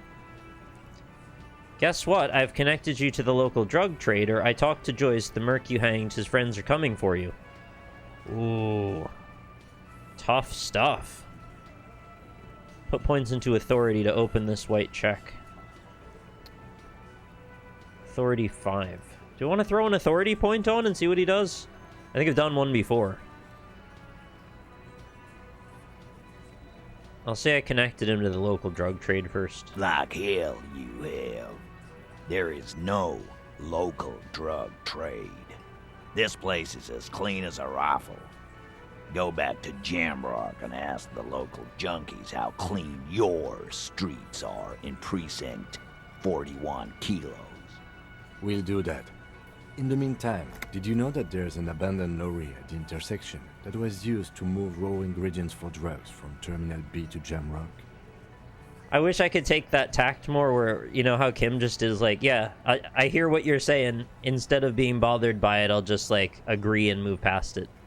The person driving it was present at the hanging. It was one of you. Unshakable. We've connected the footprint. Detective, do you want to deliver the coup de grace?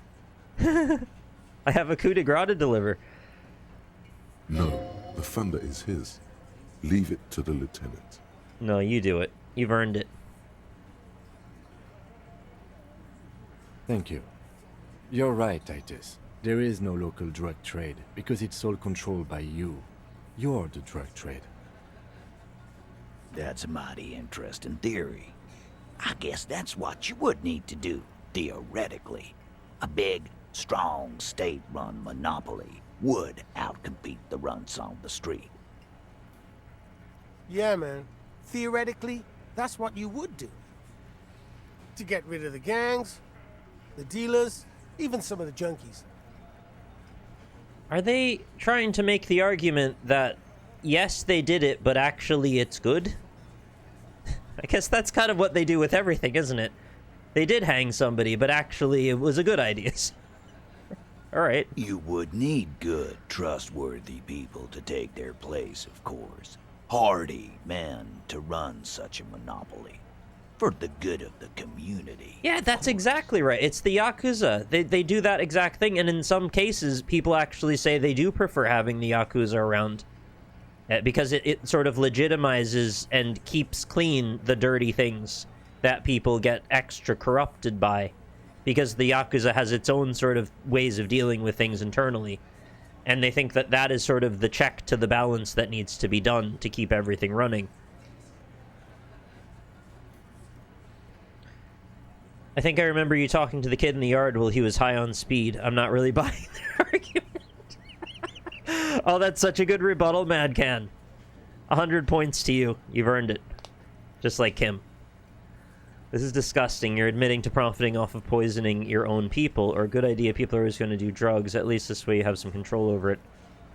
It's like a 100-fold version of the argument where the parents are like, "Ah, just let him have a little wine. He's gonna do it anyway. At least he'll do it at the table with his family." I don't know. Maybe that's kind of a bad comparison because it's just a little wine. It's not usually a huge deal. And in some cultures, that's like really not a problem at all. And I don't even think that's really that big a deal for them either. Bad example, sorry. Yeah, keep telling yourself that. I know for a fact there's still plenty of drugs out there. No, there aren't. No, there are. Some little shit and his dad are doing speed. Boo fucking who? Stuff's probably from Jamrock. Okay, that boo fucking who is the best line delivery from this voice actor I'd say so far. I really like that. Whatever you've seen is peanuts. Oh. Look at the big picture, man. The place is a paradise. And all thanks to Hardy Boys. You know how it's peanuts? It's because you keep holding the football in front of me with the drug trade thing, and I go to kick it, and then you pull the football away. That's how it's peanuts. Stop doing that. You're loosening me out. I hate it. Theoretically, of course. We're just talking politics here. Yeah, theoretically. My answer to your drug accusation is, how dare you? Go fuck yourself. All right, that one actually gives a run for its money on the other good voice line. This voice actor's very good at, like, intimately insulting you. Not quite yet, Mr. Hardy. There were 8 sets of prints on the crime scene. There are only 7 Hardy Boys here.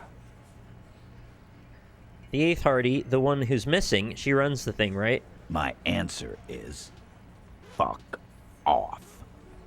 Yeah. Mind your own business. I don't find that no very compelling. 8th Hardy. I run this goddamn scene. Alright, so that's predictably what you need to say. Because you don't want to abdicate the leadership position you've put yourself in, and also you keep plausible deniability from us. Finally, you got something out of him. This could prove useful in the future. Hang on, wait, what did I get out of him? According to suggestion? Everything that I heard him say feels like it's consistent with the we're not taking responsibility whether it's happening or not thing. Oh, you got out of him that he's agreeing that the Hardys are running the monopoly on it, so... Yeah, okay, that's not what I said. Okay, good. And here we go. Back to the usual. The woman's size. I know! Fatty walked on all 4s. He's so fucking fat he left 2 sets of footprints. Incredible work, Shanky. Go fuck your mom, Dennis. That's more like it, boys. You heard him. It was Angus on all 4s. Anything else you need Just to know? a fantastic line of reasoning there. Oh, we're up to 42%. Much better. I talked to Joyce. The merc you hanged. His friends are coming for you. Do I go further with that? I guess we want to hear what he says to that. Yeah. By friends, you mean his squad mates from Crenell. Oh, Kim became a cat cop. It was a surprise twist, but we found the right dialogue where he found his inner cat, and now he's a cat cop. You never know. This game's just silly like that. You never know what'll happen. Wouldn't want to beat up his grandma.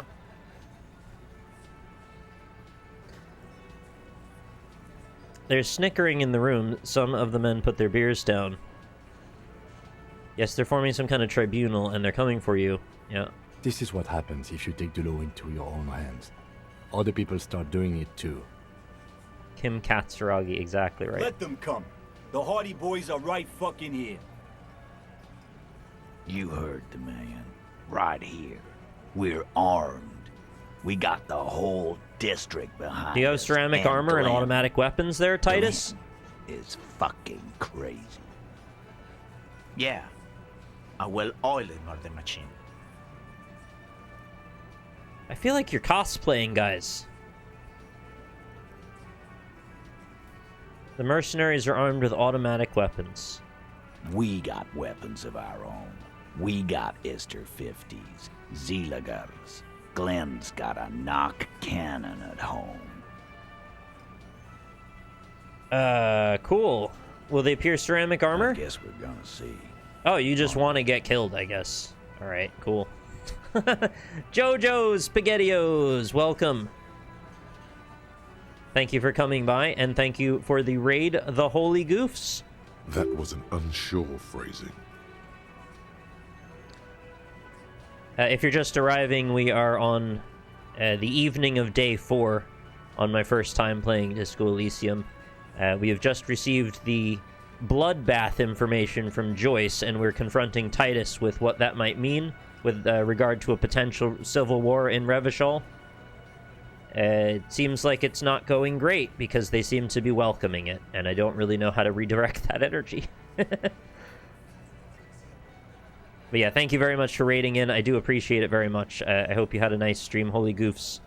And thank you for bringing your folks over.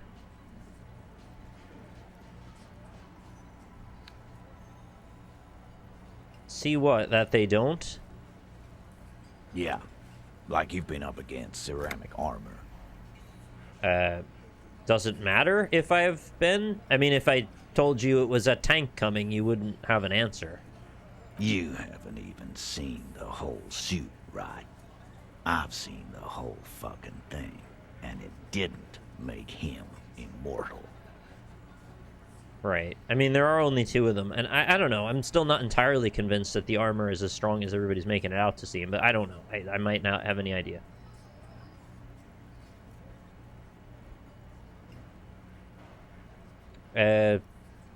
Do you know that a single Ceres giant hornet can kill 40 bees a minute? He's not gonna like that. The fuck is that supposed to mean? You're the bees, they're the hornet. We're not bees. We're men. We're socialists. Good, but also bees. Easy. He's trying to phase you. What are you trying to do? Scare my men? It's Cornell's bad news, you know that, right? So are the local gangs. The fucking Barmy Army and the Madre scum. You've been out there. You're high on Seen your any old supply, around? Titus. You might get freaking all killed. Yeah. Where are they now, huh? Sent back to Madre in an airtight cargo crate. Cool. These people are trained military professionals with decades of combat experience. They are not a gang or a Barmy army. No, they're not. They're uncoordinated and drunk. We know more about them than you think. That's Kim Katsuragi at the bottom, if you're wondering. Through a series of silly events, we ended up landing on, is that a thing someone's drawn? And it was, so I just put it there. Yeah, it's great, isn't it? Joyce said they gone rogue. Nobody's controlling them. Big fucking surprise. They hire psycho scum, arm them to the teeth, and let them loose in the city. What do you think is gonna happen? Okay. What do you mean, okay? I mean, okay, they're gonna wipe you the fuck out, Titus. I mean, okay, you got this, you got the numbers, or okay, I'll be on your side when they come, or okay, you've got one more gun on your side. Once I find mine, I lost it. Or okay, I'll be gunning you down right alongside them. Holy shit, that's a lot.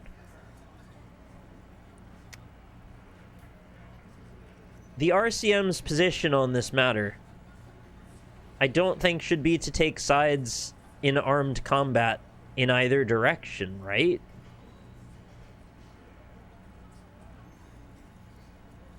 I think they're gonna wipe them out. I do think that they're all, I mean, acting a bit tough and like over the top, and they're not actually gonna be able to fight.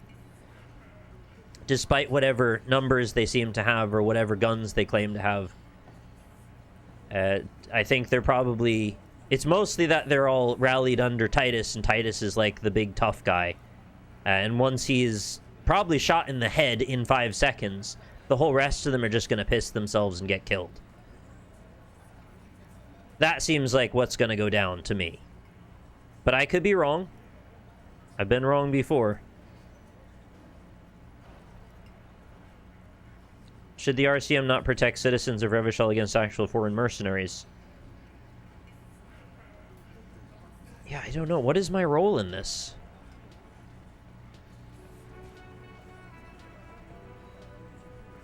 There's so many layers to recontextualize. Like, we were trying to solve a murder, but now we have to, like, also protect people and figure out how this foreign mercenary group relates to this island.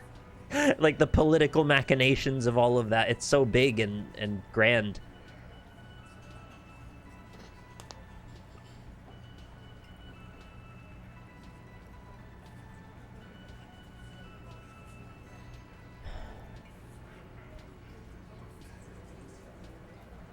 I don't want to make a declarative statement here.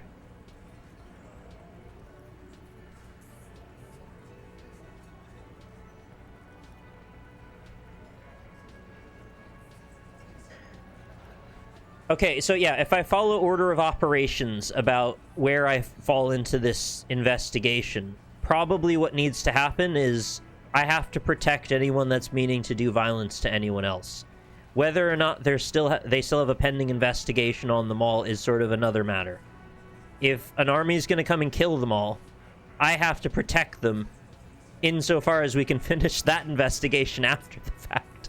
Otherwise, all we did would be for naught, and also, Jesus Christ, of course you want to protect people from getting shot. So, I think the only ethical thing to say here is that you'll be on their side when they come.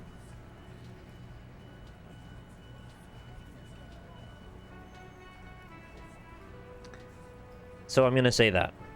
Yeah, just try not to get in the way when the whoop-ass flies open. I thought he'd be more surprised by that, given how I've talked to him in the past. I think he meant a can of whoop-ass. He doesn't know if it's a can. Beneath the whoop-assery, it's clear that he appreciates all the help he can get. Well, we got our way up from whatever we started at was a really low roll, and now we're at 72. Still not a sure thing, but I think we'll probably land that. As you look around this room Finally. full of sweaty men, swearing, drinking, spitting out tobacco, does this look familiar? Where have I seen this before? You believe the place was called Oh. Precinct 41. It was also filled with, almost exclusively, men, sitting on desks, talking shit and wasting time. You seen Apricot, old Purdue's daughter? You seen Apricot? Asks Lieutenant McCoy. Replies Torson. The ass on that one. McCoy shakes his head in appreciation. A bit strange the old man named her Apricot, but, I mean, who am I to judge? Wanna hit the kebab joint? I get it, Titus. You guys really are the authority around here. Oh. You must be, you're just like real cops, drinking beer and sitting around with your dicks in your hand. You got a problem with beer now? Not quite there yet. Push on. No, I got drunk. So drunk, I drove my car into the sea. I don't give a shit either, just like you guys. Or, no, I'm also a big fan of beer and jerking off instead of helping people. Or, I have a beer problem, but not a problem with beer. Also, I also have no idea how to do my job like you. I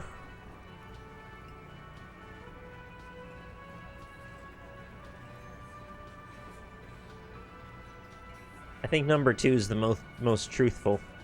Big fan of beer and jerking off instead of helping. We don't help people.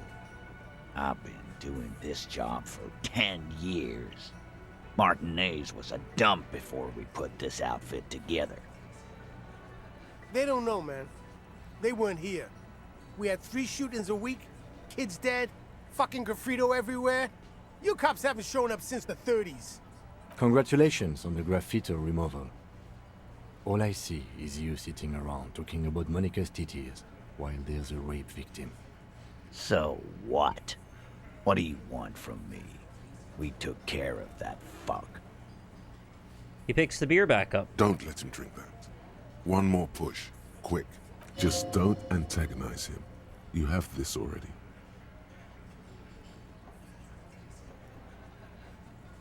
It's not about who did it, it's about the victim. She needs help.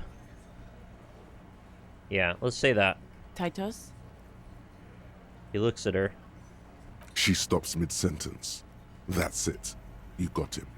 He's going to give it up, but on his terms. You want to help her, cop? Fine. I'm gonna let you help her, but you treat her with respect. If you don't, if you question her, harass her, a freight train of pain, buddy. What is her name? The lieutenant takes out his notes. Glacia, I'm on due. She's staying here at the Whirling in Rags, a real pretty one. Silvery jumpsuit, Right. blonde. That's I'm on due with an O-U. Shit. The girl. The girl Yeah, upstairs? of course the girl upstairs. How That many other can't be characters are there in this place? She knows you drank so hard you forgot you were a cop. Oh, it's her! It's definitely her! It's Miss Oranje, disco dancer! Composure, keep it cool. You inexplicably Yo! act cool Yes! after the victim's name, but no one notices. Your spine is too damn straight. None of these people would ever suspect you've met her. Whatever you do, do not tell him you know her. That would sound off. Okay. Calm. Normal. Try to forget this little hiccup. I could say immediately, I think I know her. What was her relationship with the mercenary? Relationship? There was no fucking relationship. Yeah. He raped her. That's their relationship. Gotcha. Something is off here. His anger is possessive. Uh-huh. Was like that karaoke incident all over again. Or like some of the other girls he was harassing. Okay, enough. All of this is irrelevant to your stated investigation. It's not, but okay. When did it happen? He did it before we killed him. He's not gonna do it again. So what Wow. does it All right, matter? that's a lot of logic there. Okay, yeah. It would help if we establish a timeline. All right. 2 weeks, maybe? I don't know. I need another Yeah, beer. more beers always help with recollection. He turns to Glenn. Here you go, boss. Oh. I don't know why I was expecting there to be an animation that took place in the actual game, and I was like waiting for the hand to throw a beer. What is your relationship with her? I know her. He looks around, and an uncommon silence fills the room. How well do you know her? A small twitch in the corner of Kim's mouth. He has a hunch about what knowing means. Well enough, Copper. We partied. She's been here for a few months. Yeah, when you know someone in the Bible, it means a very particular thing. And he crosses his arms. He tries to make it sound real casual, but the muscles on his neck tighten. So she's not from around here? You mean Revachol? Nah. She's an immigrant. Or a drifter of some sort. Been staying here over the winter. Don't you give her any more trouble. She's just had some bad luck, that's all. Shut up, Angie. She doesn't need your help. Titus gives them both a look. They fall silent. What's with all the silences? It's like these guys don't know how to feel about this. You should keep picking at it. You said you partied. What did you mean? What do you think I meant? Sex, drugs, and karaoke? Yes. Yes. And no. Got something to say about it? So you're saying the two of you were close? No, we just fucked. That's all. I'm not gonna give you any details if that's what you're after. So put your dick away. No, and that's super weird of you to say, but thank you for the information, I He guess. really went out of his way to seem comfortable with this topic. That's all you're gonna get for now. All right. He's doing a good job here. A commendable performance of I don't give a shit. Thank you. We'll talk to her. Remember what I said. Freight train of Hi, Fruit pain. Sorbet. How are you? Wow, that was the most fruitful we've ever had as far as a conversation goes with Titus. Check the window again. Behind the dockworkers, 15%. a ceiling height Oh! window. The hawthorn branches scrape the glass like bony fingers. 42% perception roll. Let's see if we can percept any better than that. And I think I'll give that a go. Do you have any minus to perception first? Oh, right. I have 1 plus. I forgot I could just look at the summary on the side. Can I get any more perception? -1.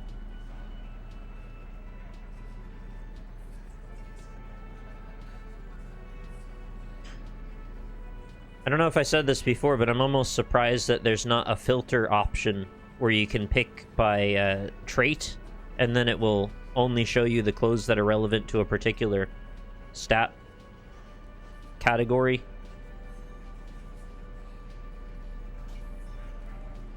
But, you know, it's not like there's that many to pick through. Yeah, I think we've got all the perception we're going to get for now. I could also put another point, but that would be silly, because you do that after, not before. Go upstairs and knock on door number 3. Talk to the supposed victim of the hanged man. See what she has to say.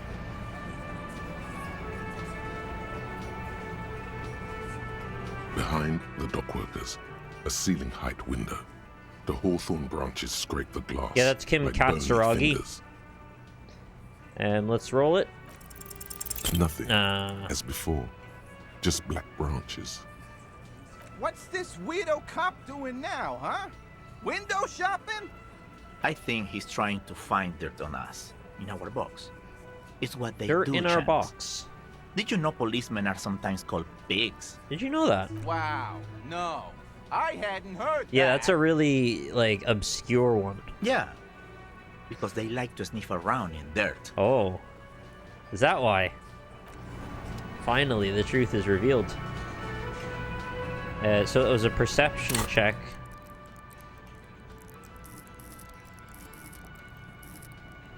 Oh, perception is already at 6. Why the hell not? I really want to see secrets. Behind the dockworkers, a ceiling height 58%. window. The hawthorn branches scrape the glass like bony fingers. It's slightly better than a coin flip. There's a yellow ribbon tied to one of the branches. Light yellow, faded with time. A tiny splash of color in the blackness of the thicket, hanging from it. bronze A key. bronze key. LeBron's key. It's close enough to the latch up there. One can slide it open and just take it. Surely not a coincidence. The LeBron's key? Someone's hid a key in the bush, points at the window. Huh? Can you let me slide by so I can grab the thing? I don't know about that. I'm comfortable here. Oh, come Don't think on. any sliding would really help right now. Get over it. Sorry, fucko. Looks like you're gonna have to go bush diving. Good fucking luck with that. The hawthorn's got a bitch of a bite. I'm gonna enjoy the sight of you in the bushes out there. What is this? With a loud thud, the old man stands up, pushes the window open, Oh, thank grabs you. the key from the hawthorn branch, and slides it across the table. I appreciate that very much, Theo. Take the The key. key is brass. Workshop spare is etched into its bow. The old Workshop man spare. closes the window and sits back down in silence. What a badass. Come on, man. We were just having some fun. I'm Where's the tired of you harm in- guys. I'm tired of listening to your shit. Thank you. Thank you, Theo. Don't thank me. Oh, I don't give two shits about your key. fair enough. There is a silence around this man's words. Unlike Titus, they're afraid of him. That's the type of respect he commands. Does anyone know why this key was hanging right outside the union box window? Didn't even know it was there. Boys. The man looks at the key in your hand, then around the room. No idea. Never even seen it. Someone must have hidden it there before this room became our place. Look at the key in your hand. I wonder what doors it does it open. It could open the door in the kitchen. Please. The blue door. It says workshop spare. Maybe there's a workshop there? Oh my god, are we going in the blue door? I didn't even think this would be for the blue door. I thought it would be something else outside. I don't know why it would be for something else, but I just didn't think we'd get an answer to the blue door so early. And by so early, I mean the end of day 4. You see a heavy steel door with a prominent dimple lock. It's painted blue. Please don't play with my heart. The key fits the dimple lock. It takes a bit of effort to turn it Cool. after all these years. But then, the lock clicks. This feels like when you get the last item in a Metroidvania, and then suddenly everything in the map is there to be 100%ed. Dust rises before you like mist. I got space jump. Haunted by regal spirits from distant ages. I love having space jump. No. Smells like engine grease and cut wood. A workshop. Okay. What's so wrong with that? Engine grease and cut wood have their place in the world as well. Explore the whirling secret passage. Tommy Laham. Alright, I forgot who that was. Do I not have to bother him anymore? Is that why it updated? Oh. Yay! New physical location. Fills me with joy. This pinball says Franco Nigerian. The theme is horses and swords. Pinball is white Diora. The black glasses female shows a female figure with the same mourning. NB, the spare key is tied to the bush outside the corner room window. Sorry, I'm overwhelmed by getting in here. Oh, got this. 5 real, not bad. Over there, in the corner.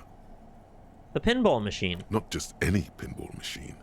This is the pinnacle of pinball. The pinnacle of pinball. Cornelius Gordy. The pinnacle and the ball. Mountain Goats. It's lit. It's you lit, can't fam. Wait to get your hands on it. Kim, are you seeing what I'm seeing? Point to the machine. The pinball machine. Gordy's Goats. A classic. Wait, you've played it? A little. Kim, you're such a legend. You know about Gordy's Goats? Feels like a lot. Goat of all Too time. much to play it again. Let's take a closer look. Ah, great. Is he sick of my shit again? Cornelius Gordy and the Mountain Goats reads the golden lettering on top of the back box. There's a small column of text underneath. The machine is coin operated. Get the game on, Fingerboy. Go play. Those flippers are ready. Read the text. Above the painting of a mustached man climbing a hill, a column reads, inspired by the legend of Cornelius Gordy, taken on the world's tallest peak, Corpus Windy. The Mesk legend holds that when the nation is in danger, heroic Gordy shall return and save his people. Did you know goats can just stand on nothing on a cliff? They'll just they'll be like a pebble. That big. And the goat's entire weight will be fixed on that, and they'll just be floating in midair. It's incredible. Inspect the playing field. The theme of the game is to explore Gordy's climb through the perspective of goats and to ascend to the top of the mountain in a time of trouble. Goat's Meadow was a dark time. Thankfully, we don't see so many Brigittas this day. The peak of the mountain is at the top of the playfield. All the balls have small goat icons on them and represent the goats as they race up and down the mountain. I wish my balls had small goats on them. I don't know what that means. Areas Just around weird. the playfield represents Gordy's climb, places he was said to have camped, which the goats can discover. Get them to the summit. Get them to the summit. What's with all the goats, though? Indeed. Think of them as balls. All right, insert coin. It takes a while to get into a rhythm, but pretty soon you're able to keep 3 I feel like I've seen goat-faced balls in play. An animated with GIF of this before, like just on Twitter or something, like with no context. I just saw him playing pinball. Didn't even occur to me where this was in the game or anything. Go, go, Fingerboy. Don't call me Finger Boy. That's just weird. I feel sorry for the goats. If they only knew the kind of guy old Cornelius really was. Yeah, I don't know what you mean by that. But also, goats seem like they're pretty inherently happy creatures. They just kind of do what they like. They're true to themselves only. The kind of a guy who uses the word savages a lot when recounting his travels. I see. A masked nationalist. A racist mountaineer. An avid huntsman too. He was often photographed in his dining hall, surrounded by wall-mounted hunting trophies from every continent. Yeah.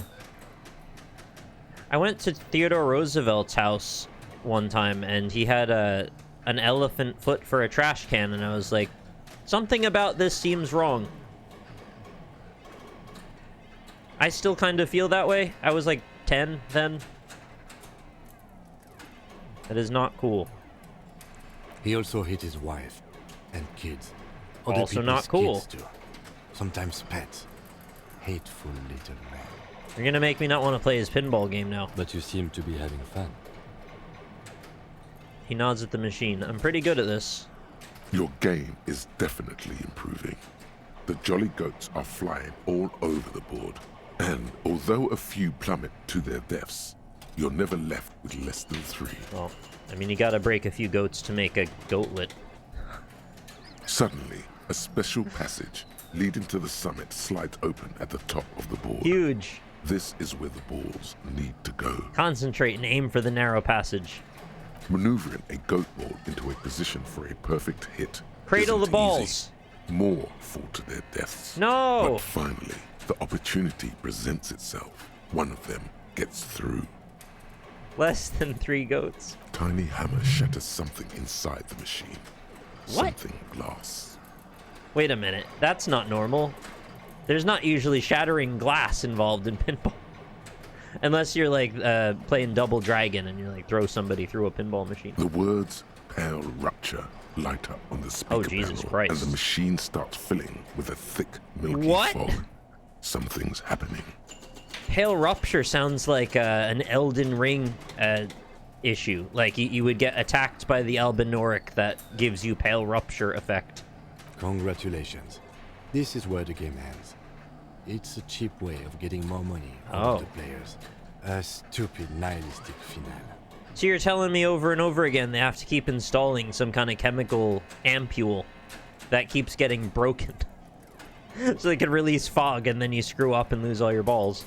There's so much fog, you can barely see anything. Clever. Some is actually leaking out of the machine, and one by one, your goats No, start milky slipping, goats. disappearing into the milky nothingness. This can be navigated. The balls leave almost imperceptible disruptions in the fog. Use them to calculate This is weirdly where clever. they hit next. You're down to your last goat.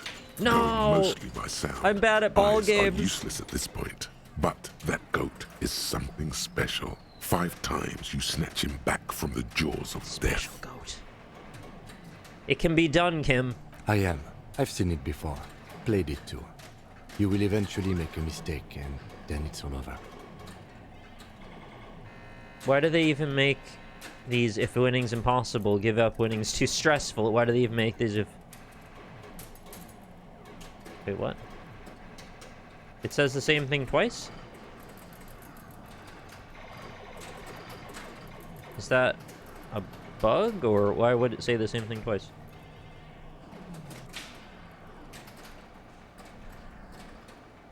Oh, it's a 3% red check, too. Jesus Christ, that's brutal.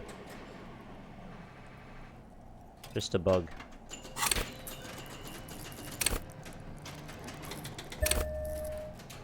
I don't give a shit. I'm putting a thing in for the pinball game. 3% doesn't change. How, if you can't even see it? The last goat plummets into the fog with almost suicidal glee. It's okay. I didn't want to have 1 on that stat anyway. It killed itself to spite you. Freaking goat. There goes nothing, finger boy. Stop calling me finger boy. You want to know what happened to the last guy? Called me finger boy. Shelf of crime novels reaction. Okay.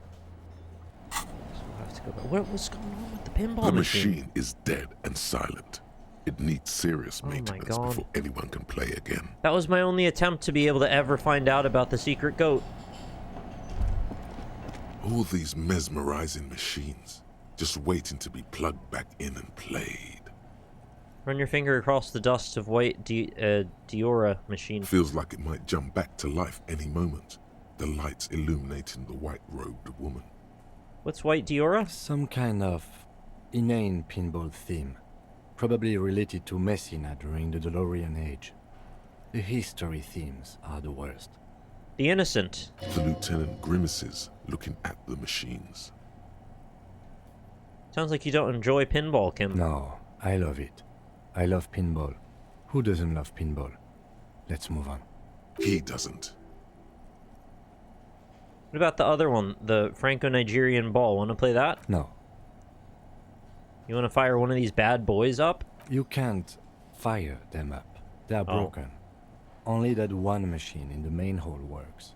The Royalist pinball. I don't think we could play that one. Ironically, we could play the goat one. What a dumb name. Royalist pinball. If they weren't broken, he would kick one of these machines about now. Encyclopedia Medium 10. Think. Kim Kitsuragi. Kim Kitsuragi. Kim, pinball, Kitsuragi. Oh my god, was he like a legendary pinball player from back in the day?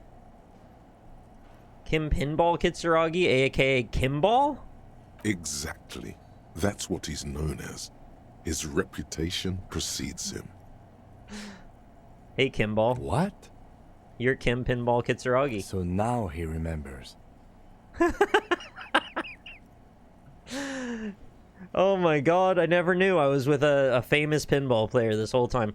He looks at you in the silence of the workshop and takes his glasses off and cleans them. Fine, I'm Kim Pinball Kitsuragi, aka the Kimball. You remembered. Congratulations. Wait, but I still can't remember anything else. Wonderful. He only remembers hearing about the pinball policeman.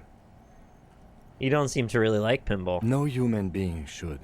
It is a game that requires no skill and a childlike affinity to flashing lights and to fantastique, science fiction, and historic romance franchise. Okay. It is lame. It's kind of a strong perspective, but I understand you've got some history there, so I don't mean to insult. Then why are you called Pinball? I am not called Pinball. It was used to taunt me a long time ago, before I became a homicide detective and got my lieutenancy. How did you... Fine. I was a juvenile police officer for over 15 years. It's how I started out in the RCM. Once I had to infiltrate a pinball ring. As you do when you're You do? a juvenile cop. What, in Earthbound? Like, what are you talking about? Okay. It was not okay. Oh. I needed to become a pinball champion. Oh my god, I want to watch this I film trained so for 9 badly. months. The job was successful and I was moved out of the juvenile wing. This is to it. Homicide. This is the Elysium verse way in. The Netflix original series. The straight to streaming series film idea. Kim Kitsuragi's start. Before it dovetails into the mainstream retelling of the game. I know we don't really need any of these things, but I'm loving the idea of seeing his origin story. That's great. End of story. You were a juvie cop for 15 years. Wow, that's long. That time is over now. I was already a 38-year-old man. It was unbecoming, as was playing pinball. I'm slightly older than a 38-year-old man. Just slightly. I'm trying to imagine myself playing pinball. I guess I agree. I probably would feel a little out of place there, but not tremendously so. So that's why he doesn't want to talk to Kuno. Trauma and stressor disorder from being a juvie cop. So that's why you didn't want to talk to Kuno. It's best if you handle the juvenile delinquents. Don't worry, I'll keep... Yeah, you're Lieutenant Kitsuragi to me. Not only to you, I am Lieutenant Kitsuragi to everyone. Now, we really need to continue our sweep of what appears to be a secret path through the whirling. Okay, just the greatest backstory to ever drop out of nowhere. Love that. This small elevator is dimly lit by a bulb that's been glowing for ages. The latticed cage is open, inviting you to Come step on, inside. who's gonna leave? Look in. Smells of nougat and sweat. Your head brushes up against the How do ceiling. you say that?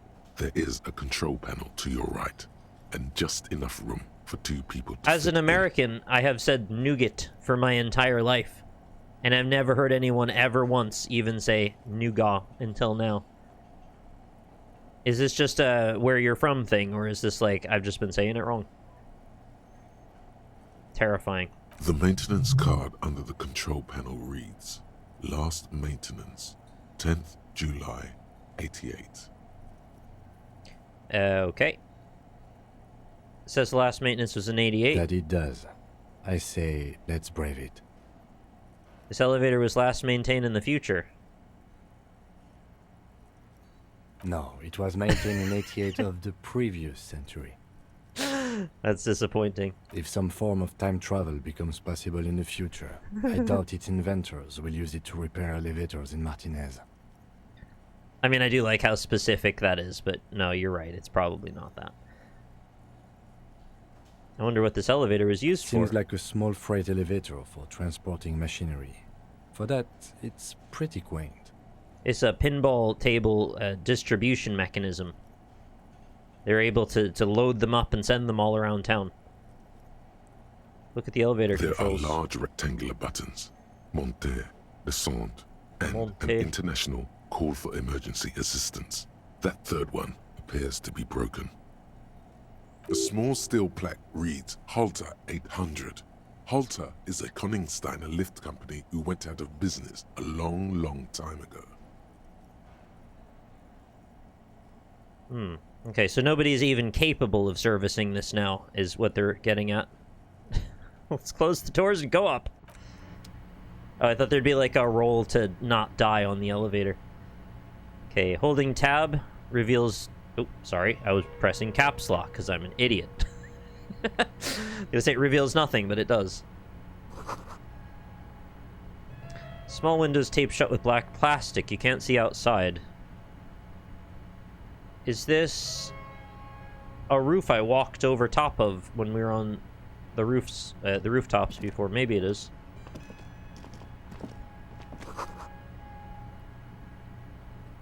Boxes of tools and replacement parts line the shelves.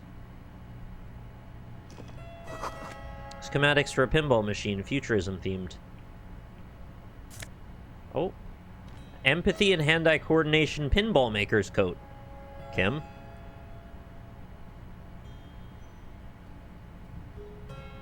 Kim just wanted to dance. I feel like we should let him have this.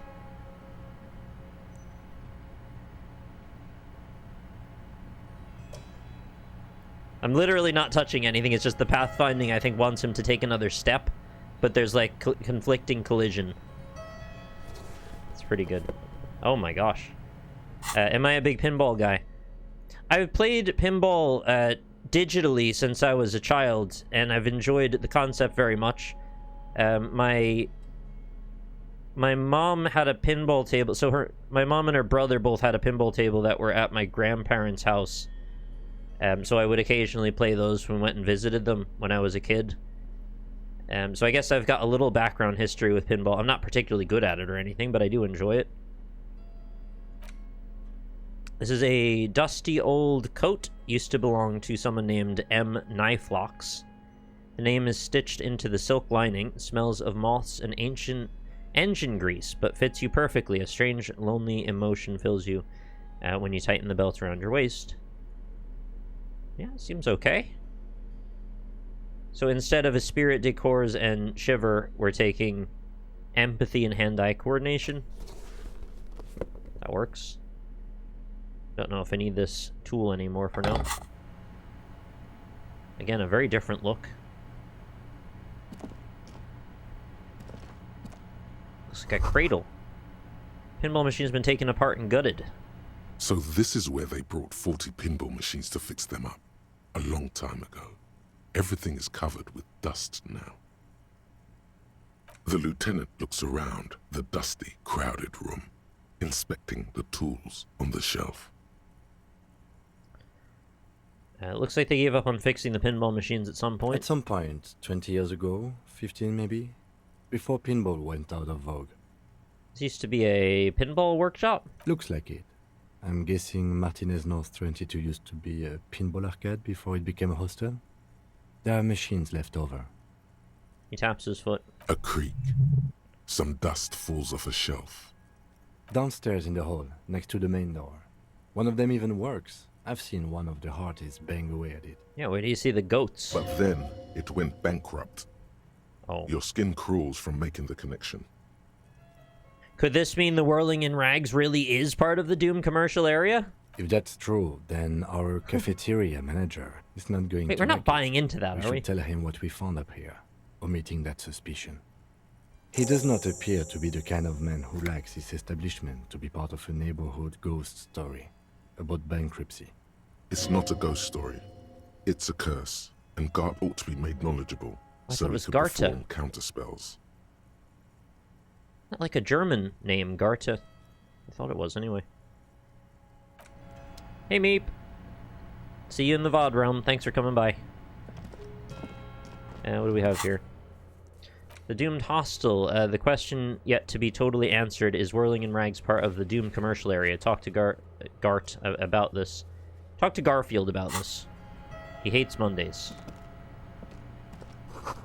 There's a tiny hole in the wall. You see a bedroom on the other side. What? Why would there be a hole in the wall with a bedroom on the other side? It's very strange. Maybe to pass snacks through? You clearly see footprints in the downy carpet of dust covering the workshop floor.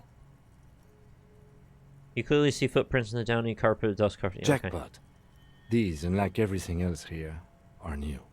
Jackpot! Someone's been here within the last week or two. 3 weeks maximum, from the dust coverage. Oh, wow. It could easily have been 1 week, too. You know, officer. He looks at you. This is so good it makes him forget the whole Kimball memory. It was a stereo investigation, after all. It has now converged with our main investigation, adding a new fact to consider. That did seem like an inevitability when he said that, but I didn't know if they were just playing around with the idea. Part of me was thinking, too, like, I don't know at what process they're developing the game. Is it linear, or are they developing little chunks of dialogue everywhere and it's all kind of connecting? Is it possible that they're writing it and don't even know how it'll end? But I don't know. A lot of the time you start with the beginning and the end, you fill in the middle. Okay, what does this mean? It means someone snuck through what seems like a secret route, behind our rape victim's room. Oh, Jesus. In the recent weeks. Right. This may prove to be significant. I wasn't even thinking about that side. Yeah, I guess that all makes sense now. There's a lot of, like, things that seem unrelated but are all very much connected. Not even in just, like, a classic detective story way, but in sort of like a, we tried to make as many pieces of the puzzle disparate, but then not kind of way. Let's have a closer look, then. Large prints, most likely made by Boots. The size is hard to determine. Soul could be bigger than Vamp. The Soul souls Patrol. have left a pattern, uniform, horizontal lines. Sorry, what does Soul could be bigger than Vamp mean? What is that? What is Vamp?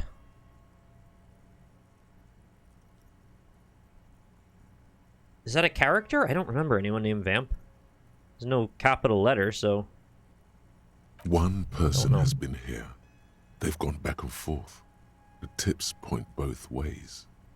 Oh, God. They've got inverted hips. I don't know what that means. They move by doing leg somersault. I don't even know. The prints look like one person went back and forth. The print doesn't look like the odd sold print we found in the hanging. This doesn't look like the worker's boots from the hanging, does it? No. These little horizontal lines are different. They look custom-made to me. Or some kind of foreign print. Hard to say. Custom-made is the best answer you could have asked for, right? The upper part of a boot or shoe covering the instep and sometimes extending over the toe. I've never heard of that term before, thank you. I had no idea. Today I learned. I learn a lot of things by playing video games, to be honest. Also, I'm really, really enjoying the very silly, this looks like a gas or a heater tank behind Harry. It looks like it's got two little eye stalks, and it's watching us from behind. It's like a giant, like an anime version of a hamster, or a guinea pig or something, or like a capybara. The sole is the bottom of the shoe, obviously, and the vamp is the size of bit you put your foot in. Okay. Prints look like one person went back and forth. Between that and that. He points to the elevator doors in the corner, and that he points to the barred door. Okay. Print doesn't look like the odd-soled print we found at the hanging. The size looks about the same, actually. They're not the same shoe, but they could be the same person. Oh, you're telling me people can own more than one pair of shoes, Kim? Everything around you is quiet. The prints crisscross the workshop floor. Do we now need to no longer step anywhere because we might spoil the evidence? Let's move on. I guess we got what we needed anyway. So there's the footers. We saw the weird hole in the wall. I don't know what that's all about. The door is small but heavy looking. It's barred from the inside. So what's on the other side? That's the girl's apartment, isn't it? Unless we've veered off into a folded M dimension, I'm expecting to step out on the roof. We could ask Class about this route. See how she reacts. Yeah, I suppose. I haven't talked to her yet. What is an M dimension? Folded M dimension. A reference to the popular science fiction series, In System. Look who's in a good mood suddenly, and reads science fiction. Yes, it is quite likely that we will re-emerge on the M plane. Brace for psychokinetic impact. Oh my god, it's huge. That's like the M Bison move. Is Psycho Crush or Kiss Kiss? You know, this is probably something nobody has ever said out loud before, but the little validating SFX that plays when you get like a check that goes is surprisingly, I think it's kind of wormed its way into my cognition now, where I feel this subtle boost of serotonin every time. It's like, oh, I got something. It's giving me the same feeling as like when I hit an Ana sleep dart, or like the tick tick tick when I shoot something in Overwatch. They've found a way into my chemical pathways here in Disco Elysium, which is so on brand for them, isn't it? Let's unbar the door. I don't know if I should emerge from this door, though. Oh, I have done. The smell of cigarette smoke in the air, Astra menthol. Well, she doesn't seem particularly perturbed by me emerging from there. I would be. I've now explored the Whirling's Passage. Huge.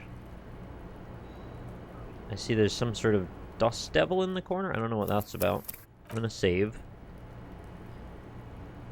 Basically saying the prints might be larger than the person's feet actually are.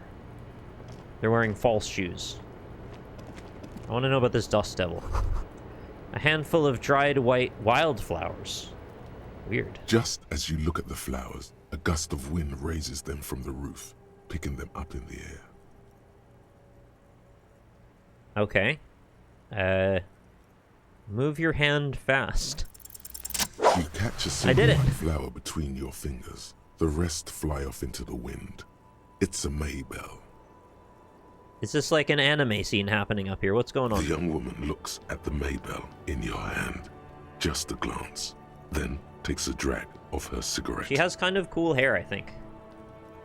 Kind of looks like Splatoon. The lieutenant gives you an acknowledging little nod. Thank you.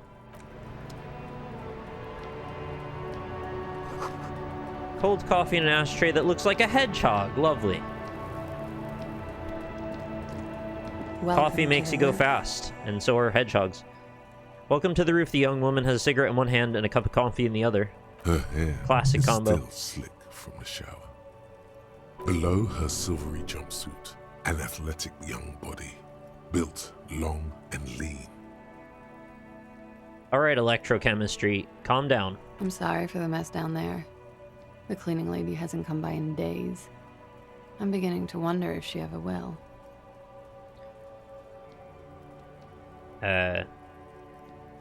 Is there a cleaning lady? I think I need one. Proceed politely. Didn't she quit?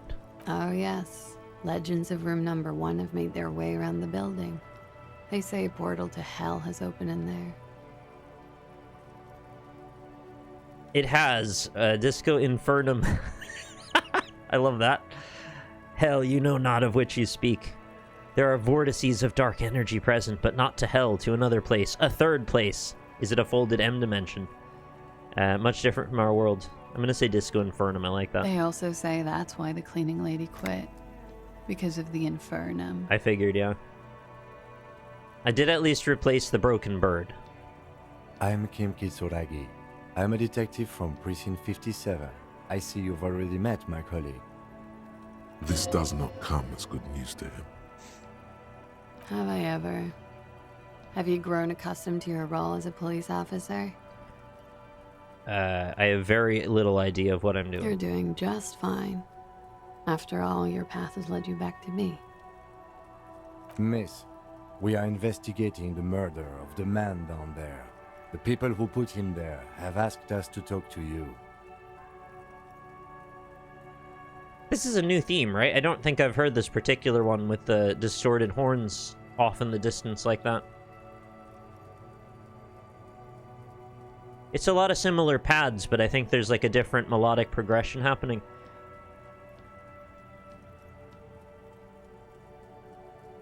It's very ethereal, almost uplifting, and it's got like a calm, happy vibe under it.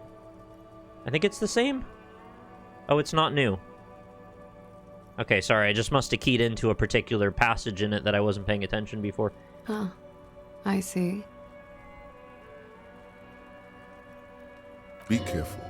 Ask something else first. Okay. When you go there, use words like, I hear you have been through something difficult. What is this wildflower? She looks at the dried petals in your palm, then lightly touches one with her fingernail. It's a later part of that track. I've listened to it extensively. Thank you. Chipped white polish covers the nail. It's long and sharp, like a mini dagger. The petal crumbles on contact. Pretty. Looks like a dried maybell. Is that the one you caught? Sambo style? Huh. Why was it there? Why was there a flower on the roof? I don't know, officer.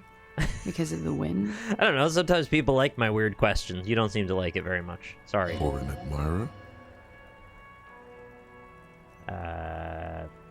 Suggestion? Admires? I'm too old to be a debutante. And this place is no fashionable society. She looks over the railing at the plaza below. Question avoided. Let's conclude that she has admirers. Plenty of them. Alright. They tell us you've been through something difficult. Something difficult? I've been through at least half a dozen difficult things. Which one do you mean? Were you sexually assaulted, miss? By sexually assaulted, you mean raped? She takes a quick drag, unperturbed. Yes. It's a bit early in the morning for raped, isn't it? No.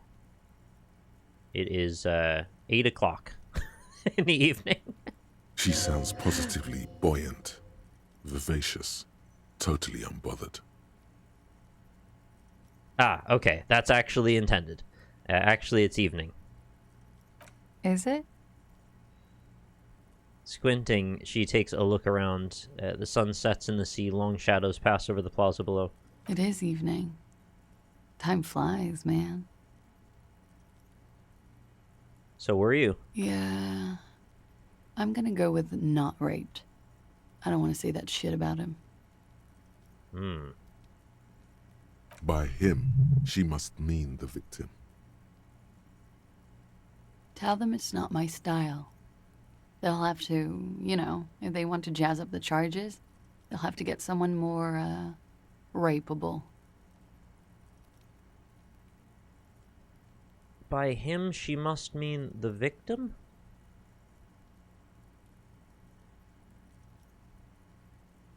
Oh, the victim of the murder. Sorry, I'm like, what on earth are you trying to turn this on its head? Like, that was really confusing. By they, she means the Hardy Boys. Are you saying that you were asked to tell us you were assaulted? Not explicitly, but I understood what they meant. It wouldn't hurt to spice things up a bit. Some assault and battery. Sexual assault, maybe. It was clear the latter would be spicier. If the story was you were supposed to tell me a certain thing, why did you immediately not do that? The complicated push and pull of motivations. Titus asked you to spice things up for us?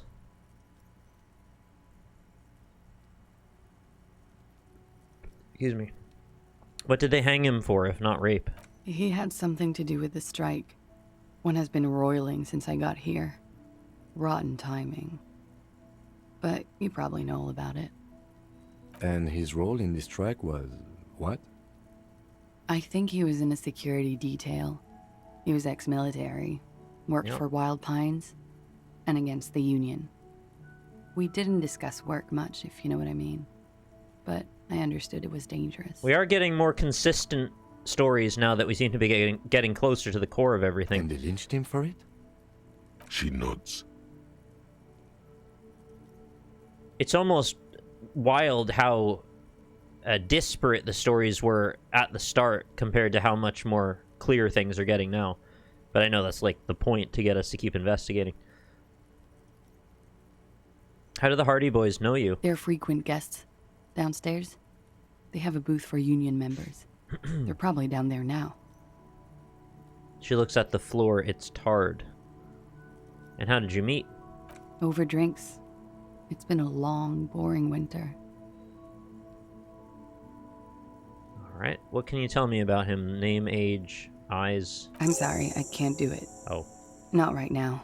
Later, maybe. I keep seeing him. Like he is now. I can't talk about his, I don't know, hair. Another puff, more nervous. I know it's difficult, miss. We can return to it later. I'm a little confused also at why Titus was, like, finally okay with letting me talk to her if she was just gonna not tell us the same story that he wanted told. I mean, I guess he couldn't have known that, but the ease with which she gave me that information seems odd. Why was there a bullet in his head? Bullet? They shot him too? They shot him too. I'm not picking up on any theatre craft here, sir. The pause is sincere. Thank you, drama. They stripped his clothes and they shot him? You mean after they hanged him? I'm confused, sorry. So am I. Were you aware that he had also been shot, miss? Things are starting to go a little over my head here. I thought he was hanged. I was not present when they did it. I don't know what happened. I just know what they told me. And Sylvie, the bartender. We gotta talk to Sylvie again. She's not thrilled with me, though. It's hard to know what to think about that answer. She's just tired. Don't push her too much.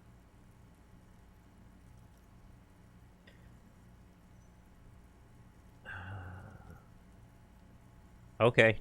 Thank you for telling us all this, miss. She breathes a silvery sigh of relief and weariness.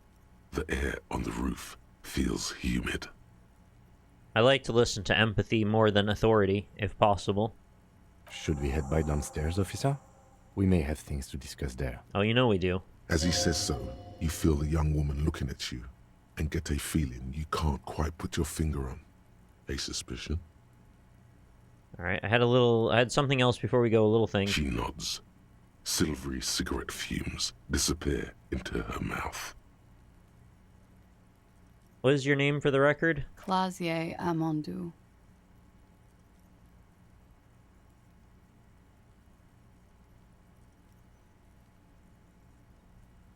And where are you from? Vredefort, Republic of Oranje. How old are you? I'm 28. She's saying she's too old. She's like, not that old. And I remember when I was in my late 20s thinking, yeah, I guess I'm getting up there in the years. It's like, people would occasionally talk me back down and be like, what are you talking about? You're not even 30.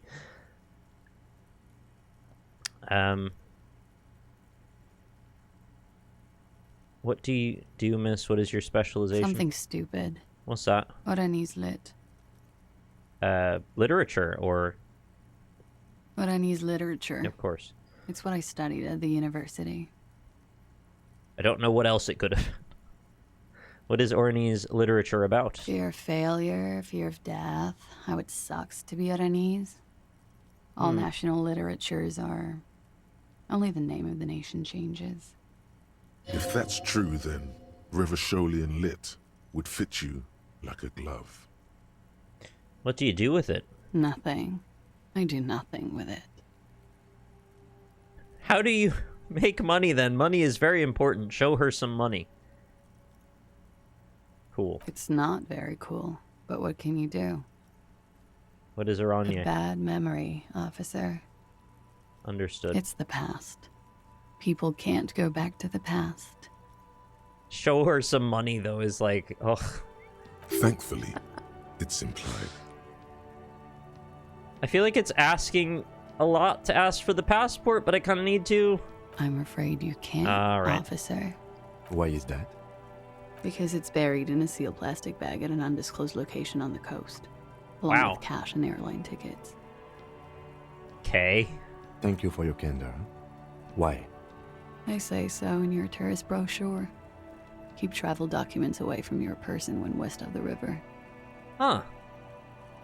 Oh, so you're just being, clever about it, I suppose.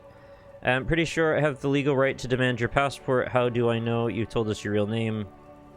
Yeah, I don't really want to bother her about it, so let's just say okay then. Okie dokie. She pours herself more coffee. If any of this made her nervous, it certainly doesn't show in her expression or her movements.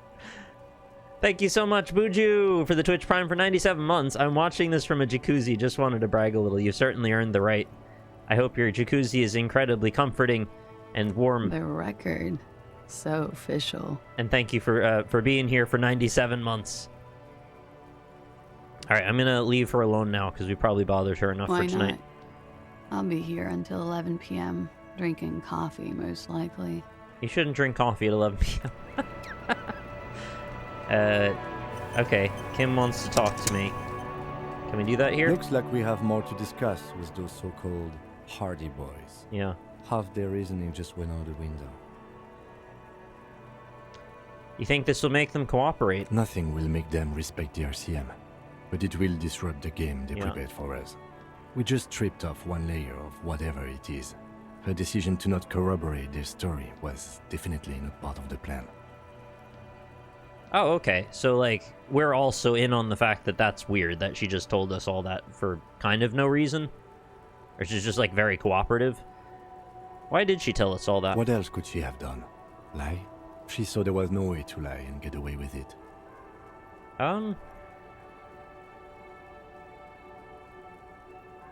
I feel sort of dumb right now, because I feel like there were lots of ways she could have lied and gotten away with it.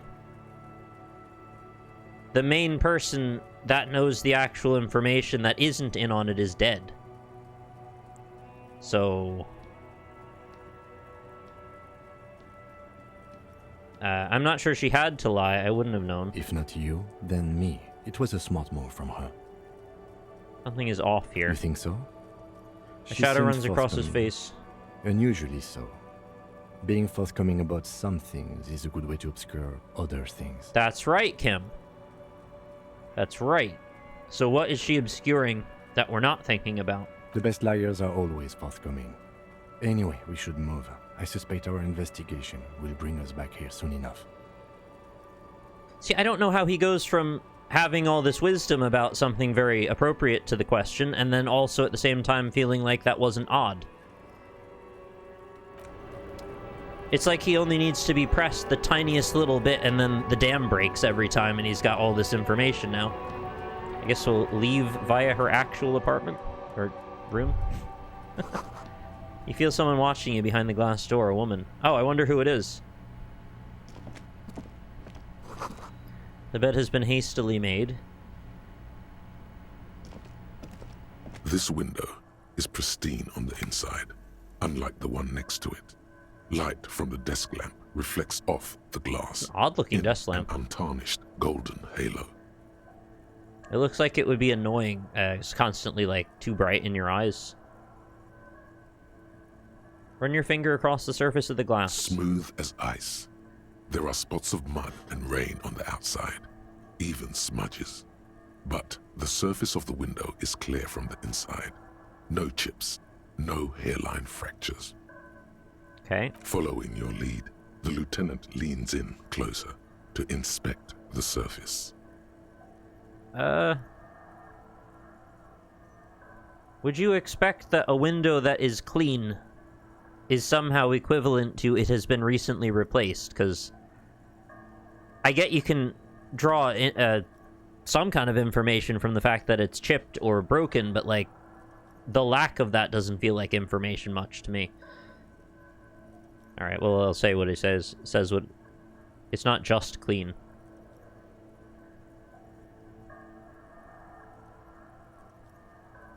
It just says the window is pristine on the inside, unlike the one next to it. Oh, I see. Okay, so comparing it to the window next to it is the real problem here. That's all. Okay, window was recently Looks replaced. like it, yes. I glossed over that bit somehow. You know which window has not been recently replaced? Yeah. The one I smashed in my room? Yes, that one. Cold wind is seeping in right now. Just one floor below you. Messing up your concentration here. Stop distracting him! He has work to do! Plus, if I recall, the window has been giving him shit ever since he got here! Cool. It really was. I had to throw my shoe through it. There's no other way. Is that... Oh, that's to go out. I thought we could look at that through there. Sorry.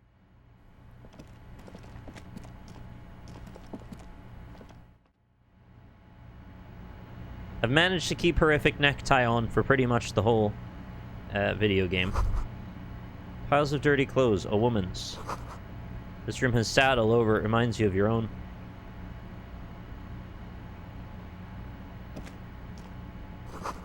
Hotel bill calculations. Look like she's had an extended stay.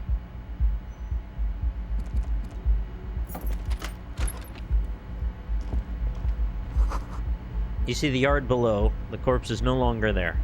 Ah, good for them for updating that. Oh, they did the Shining wallpaper, of course. This medicine cabinet is full of wares. Yeah. Sheets of pills, haphazardly stacked. One You could sleep in a bed of those. Other. There's also a toothbrush somewhere in there. Look at the toothbrush. It's been used quite a lot. Disgusting. But not for scrubbing blood off towels. Or anything else interesting, it seems. This toothbrush belongs to someone who doesn't give a damn about her teeth. Okay. Look at the medicines. Pharmaceuticals line the shelves. Hard as nails sheet to the cubicle. Sheet of pill bottle next to pill bottle. Acetylic acid, APAP, eye drops, blood thinners. What's acetylic acid? I've never heard of that. Quite a collection in here. Anything of note? Let's search the bottles, I suppose. Pill bottles rattle like bones as you search the cabinet. Paracetamol, histoperidol, something in a foreign language you can't read. Behind them, an unusually shaped nasal spray. Its label reads, Nacra. Not Nosafed. Nacra. This is used to treat opioid overdoses. Always handy to have around. Nacra, opioid antagonist. Interesting. That's used for diamorphine overdoses. Search the pill sheets. Among some foreign, probably Messinian or Gotvaldian, marked red blister packs you find. What do you find? This is going to take a little know-how. Alright, electrochemistry 2, even 58%, plus 1 chemical hangover. A bright orange bottle with peptide stamped on it. In sunny, happy letters. Jackpot, baby. That's the stuff you're looking for. Your palms begin to sweat just holding that little plastic container. What's so exciting about this orange bottle? It's speed, man. Oh. Just what you were looking for. They call it dextroamphetamine and talk about psychological disorders. But what we're seeing here is some scientifically advanced trucker speed. Acetylic acid is aspirin. Oh. But they also said paracetamol, which is also aspirin. Or, you know, mild painkiller, right? So, I don't know.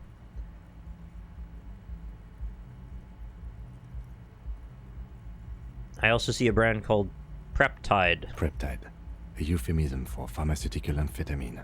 Prescription speed. Mm-hmm. The fuck are you waiting for? Let's get super fucking preppy. No. Close the cabinet.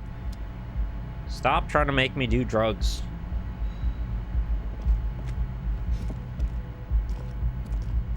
I'm hoping by day 4, Harry's like a lot better now.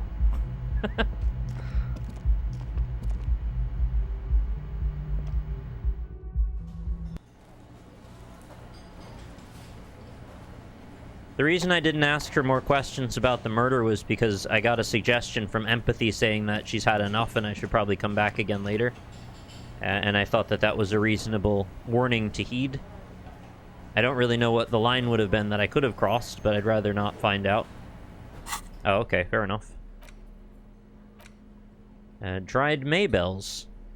This is the wildflower you caught, one of a bouquet of mugettes that you found on the whirling roof.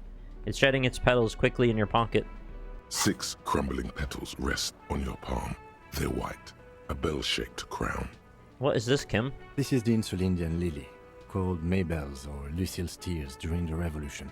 Girls used to pin these on soldiers before sending them off to battle. This flower is a spring flower, but it's a bit early for that, isn't it?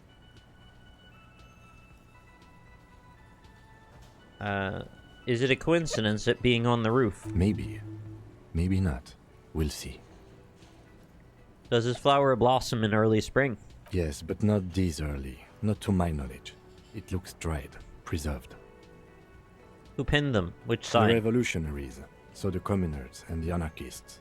White's their color, but the custom started in the suzerain's army, so it held meaning for the kingsmen too. It's about girls and boys more than sight. Girls sending off boys who are going to their deaths, then also dying themselves in the ruins from dysentery and consumption. It's a symbol of the Civil War. Very well. Put the flower back in your pocket. The petals feel dry and fragile in your hand.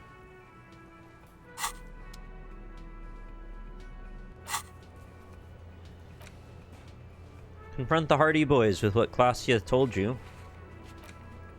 Klaasje told you she can't talk about him now, but you need specifics, height, build, etc. to confirm your autopsy. Ask a little later when she has collected herself.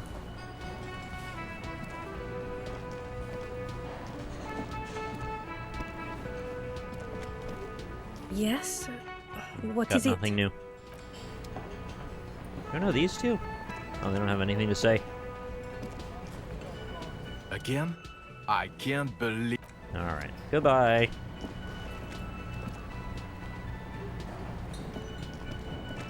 Hey, was there something you needed? Well, well. Bringing him that new bird sure made a difference in his attitude. Well, that's good. I saw another thing at the whirling. Another thing. Great. I love those. Garda, what if I told you I got into the back room behind the blue steel door? Oh, okay. Well, I did hear you make noise back there, so good for you. He's really, really holding himself back here. It takes a lot of willpower not to ask. Obviously, he's been wanting to know what's behind the door. Aren't you gonna ask me what's back there? Okay, what is back there? Pinball machines. Ha! I knew it. I've always wondered where those machines by the door came from. And they told me there was some kind of pinball thing here too. I knew it. Were there any back there? In working order, I mean. Why, do you want to play? Because I might be up for a game. No, I was just wondering if you found pinball machines there. He appears to be making a calculation in his head. He was wondering about something business-related, about how much money he could make of one. I feel a capitalist plot coming up. Thinking of turning this place back into a pinball arcade, or you're thinking of selling those pinball machines. I want a fat cut, C-suite shit. Beat your chest. I'm a disruptor. Think of turning this place back into a pinball arcade. No, but we could diversify the entertainment options, seeing as you've opened the door back there. The machine we have in the corner now is broken. Yeah, replace it with the goat machine. It wouldn't hurt to get a little life in here. Other than the hellish karaoke machine. That one's always causing trouble. Sounds like he cares about the place. He's not going to be overjoyed to hear that it's part of the doomed commercial area. He should still know. You have to be forewarned about these things. You do? I have to warn you, I may have discovered that the whirling is part of the doomed commercial area. What? Why would you say that? We're at a completely different address from that whole thing. He looks mildly startled. So he knows of the doomed commercial area and its address. He's thought about this. The whirling is listed on the intercom outside as one of the businesses in Building B. You should get your wiring fixed. I tried to call and couldn't reach you. I've been working here for a long time, and that intercom has never been used by the whirling.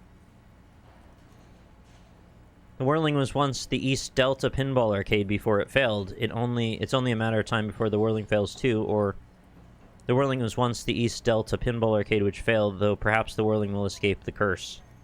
Does this look like part of a doomed commercial area? This pre-revolutionary tilework, these high ceilings, the nice rooms, well, most of the rooms. For 14 years, man. That's how long I've worked here. I've kept this place up through hail and through sleet. Fuck me, if some doom ghost. Hey, Roballo. Or Robolo. Yeah, he's a cat cop now. It happened today. It's not gonna go back.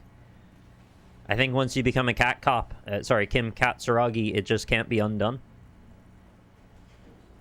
He's done a fine job too.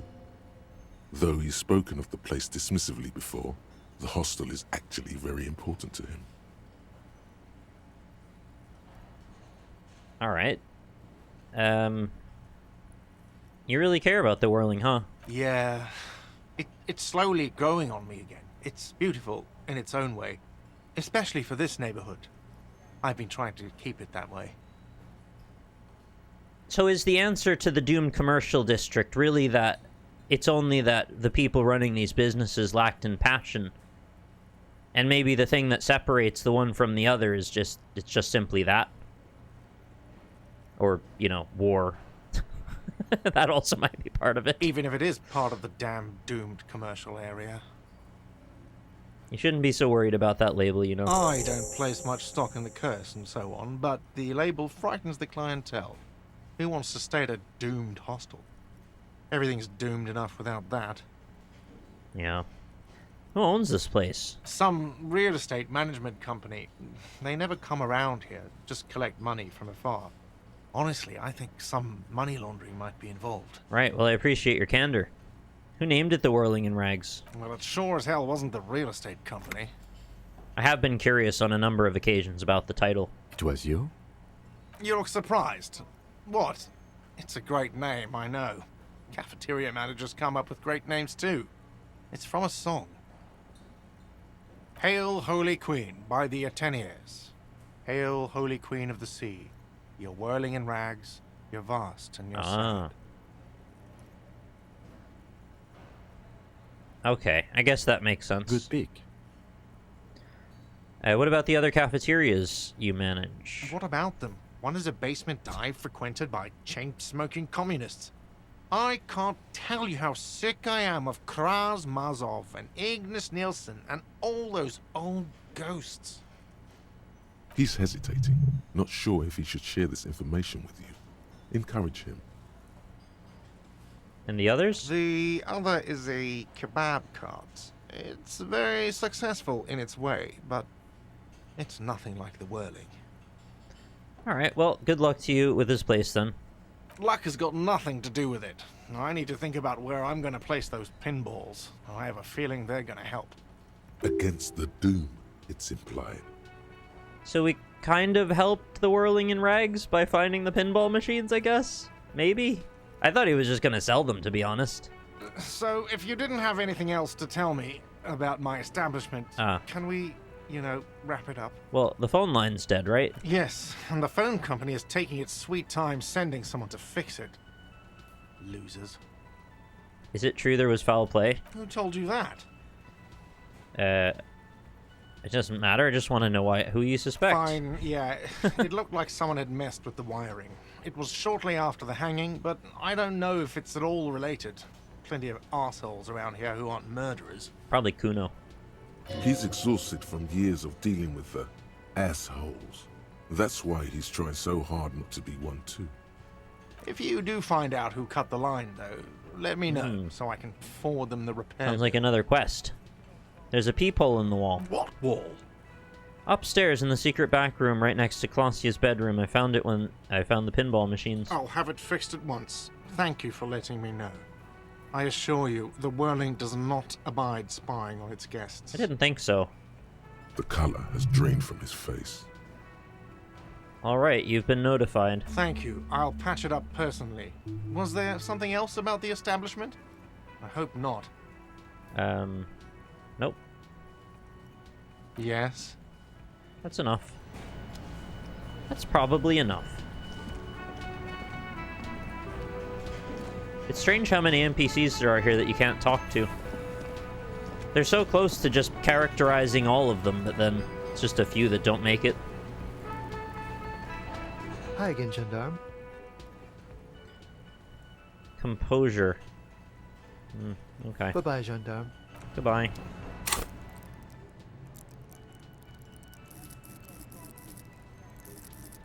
Composure's a 4. Can only take one more point in it. Probably don't need to do that one right now. Was I supposed to talk to Titus again? Got so many saves on the go, I just figured just in case I ever wanted to go back to anything. It's kind of cool since I've documented this whole playthrough, I could kind of stop at any point in it. Like retroactively go back to a particular moment that I know where that save happened and then go one before it. And then like relive that moment differently if I cared. It's you again. What is it?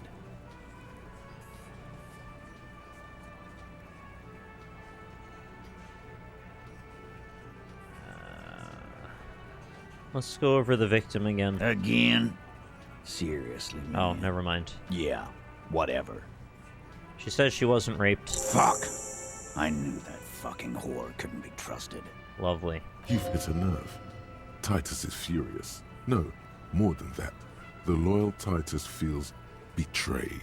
For the record, Titus Hardy did not explicitly specify the victim as a whore, nor did he say anything about trusting her. Oh, shut up and stay out of this, Liz. He raped her. He was out of his fucking mind. You have no idea. She's just in denial, asshole. You don't understand the traumatic experience. She's shutting down, and she doesn't fucking trust you. Yeah, she's crazy, you know. A crazy bitch. You know the type. She's fucked up. This is a diversion. Stay on track.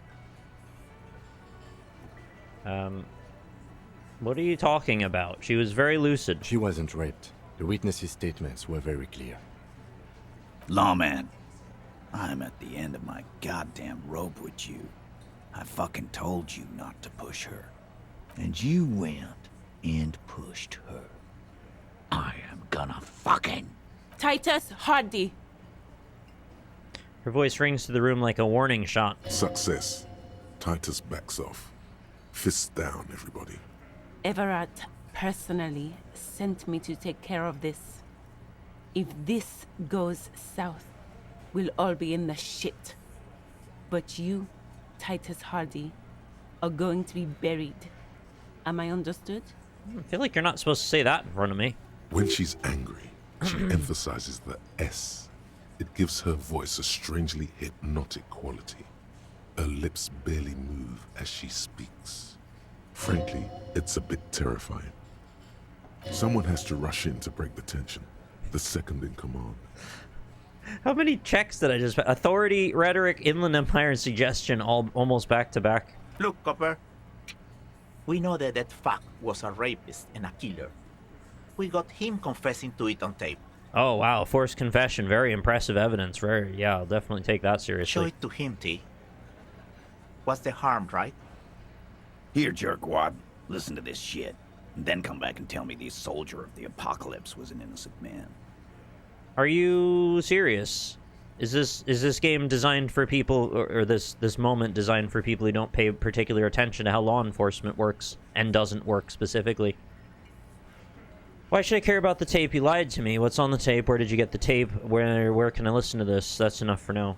Yo, you lied. You don't care about evidence. The fuck are you a cop for, then? It doesn't mean it's not. It might not be evidence. Fix, T. They don't care about getting the truth. They care about getting convictions. They are fucking keeping a score on their bulletin boards. All right. I won't be on your bulletin board. If you don't listen to the tape, we got nothing. Whatever, we can listen to it and disregard it. There's a lot of questions. If you ask them now, they'll just keep bringing up the tape. Listen to it, and they'll have nothing to hide behind. Where can I listen to it? I'm sure we can find a tape player. Lieutenant whispers. Where can I listen to this? Why don't you try shoving it up your ass, genius? Because my ass doesn't have the reels necessary to put the tape on. You can't read magnetic strips in there, in my rectum. Yeah, play it with your ass, cocksucker. His voice echoes like thunder in the small room. I'm sure we can find a tape player. It's not a problem. So what's on the tape? What's on it? We call it the door gun a mega mix. You'll know why. Won't you listen to it? I thought where can I listen to this was a really strange way of asking for the tape to be handed to him. Because I don't really know why you would ask that in general.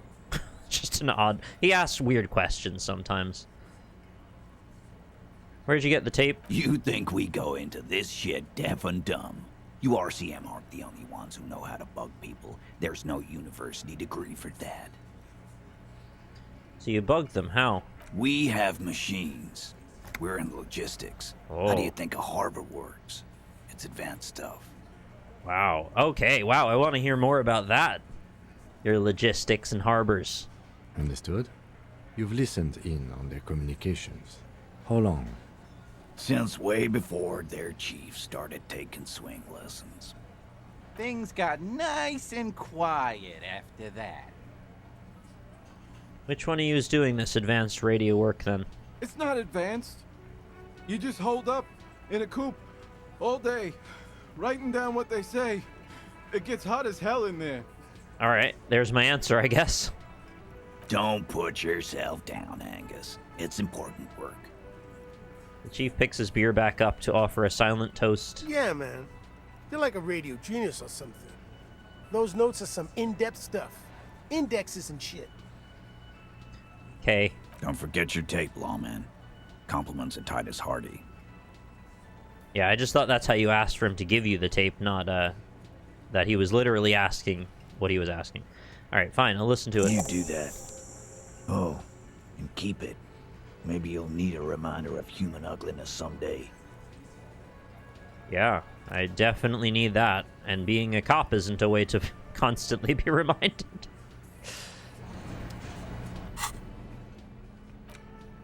Magnetic tape acquired from Titus Hardy. It supposedly holds a message of recording... holds a recording of the mercenary task force radio communications recorded via a de-encryption station. Not a good omen. Requires a boombox. Oh, I needed one of those anyway, I guess. I know there's one at the pawn shop. You stare at the great door gunner Megamix. If only you had a boombox, you would be able to play Titus's tape. But alas, I don't. Oh no. The tape feels ominous. Upon it, the dead speak. Respect the tape. Respect the tape. Hi, 9Hertz. How's it going? We finally got into the blue door. Are you proud of me? Hardy gave you a recording where the hangman supposedly testifies to his intent to rape and pillage. Have a listen on a playback device, either in your room or find one from a pawn shop. Oh, I forgot I have one in the room. Oh, alright, I guess that kind of makes that easier.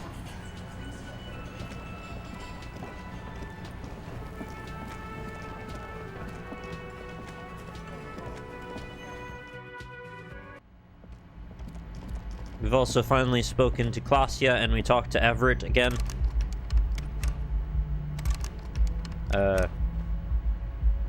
Excuse me? Oh, I haven't paid for the room. It's locked now. I thought they'd clean up the bottles and broken shit, but I guess he hasn't had time. Right, I don't have a room here anymore. My bad. I just got used to it being a thing. I goofed. I'm not gonna pay him 20. I'd rather buy a boombox at this point.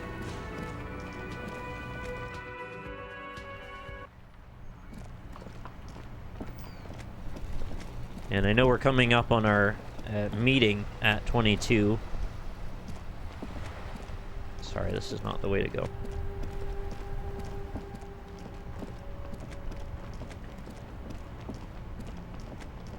We've also found and explored the missing lorry down at the south point.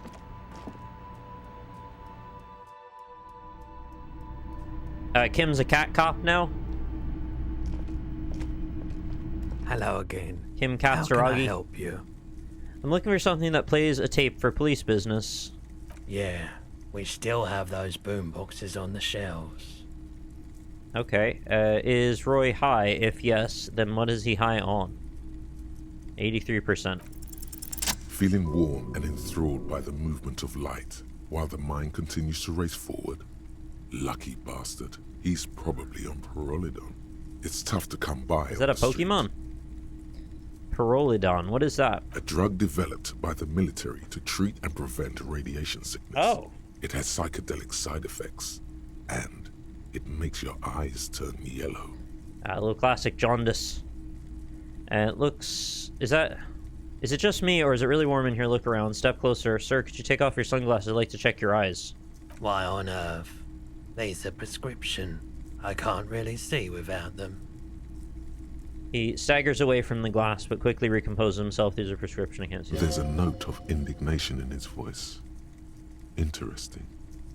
Those triangle patches on his vest, you have a feeling they mean something, like they're similar to the halogen rectangle on your jacket.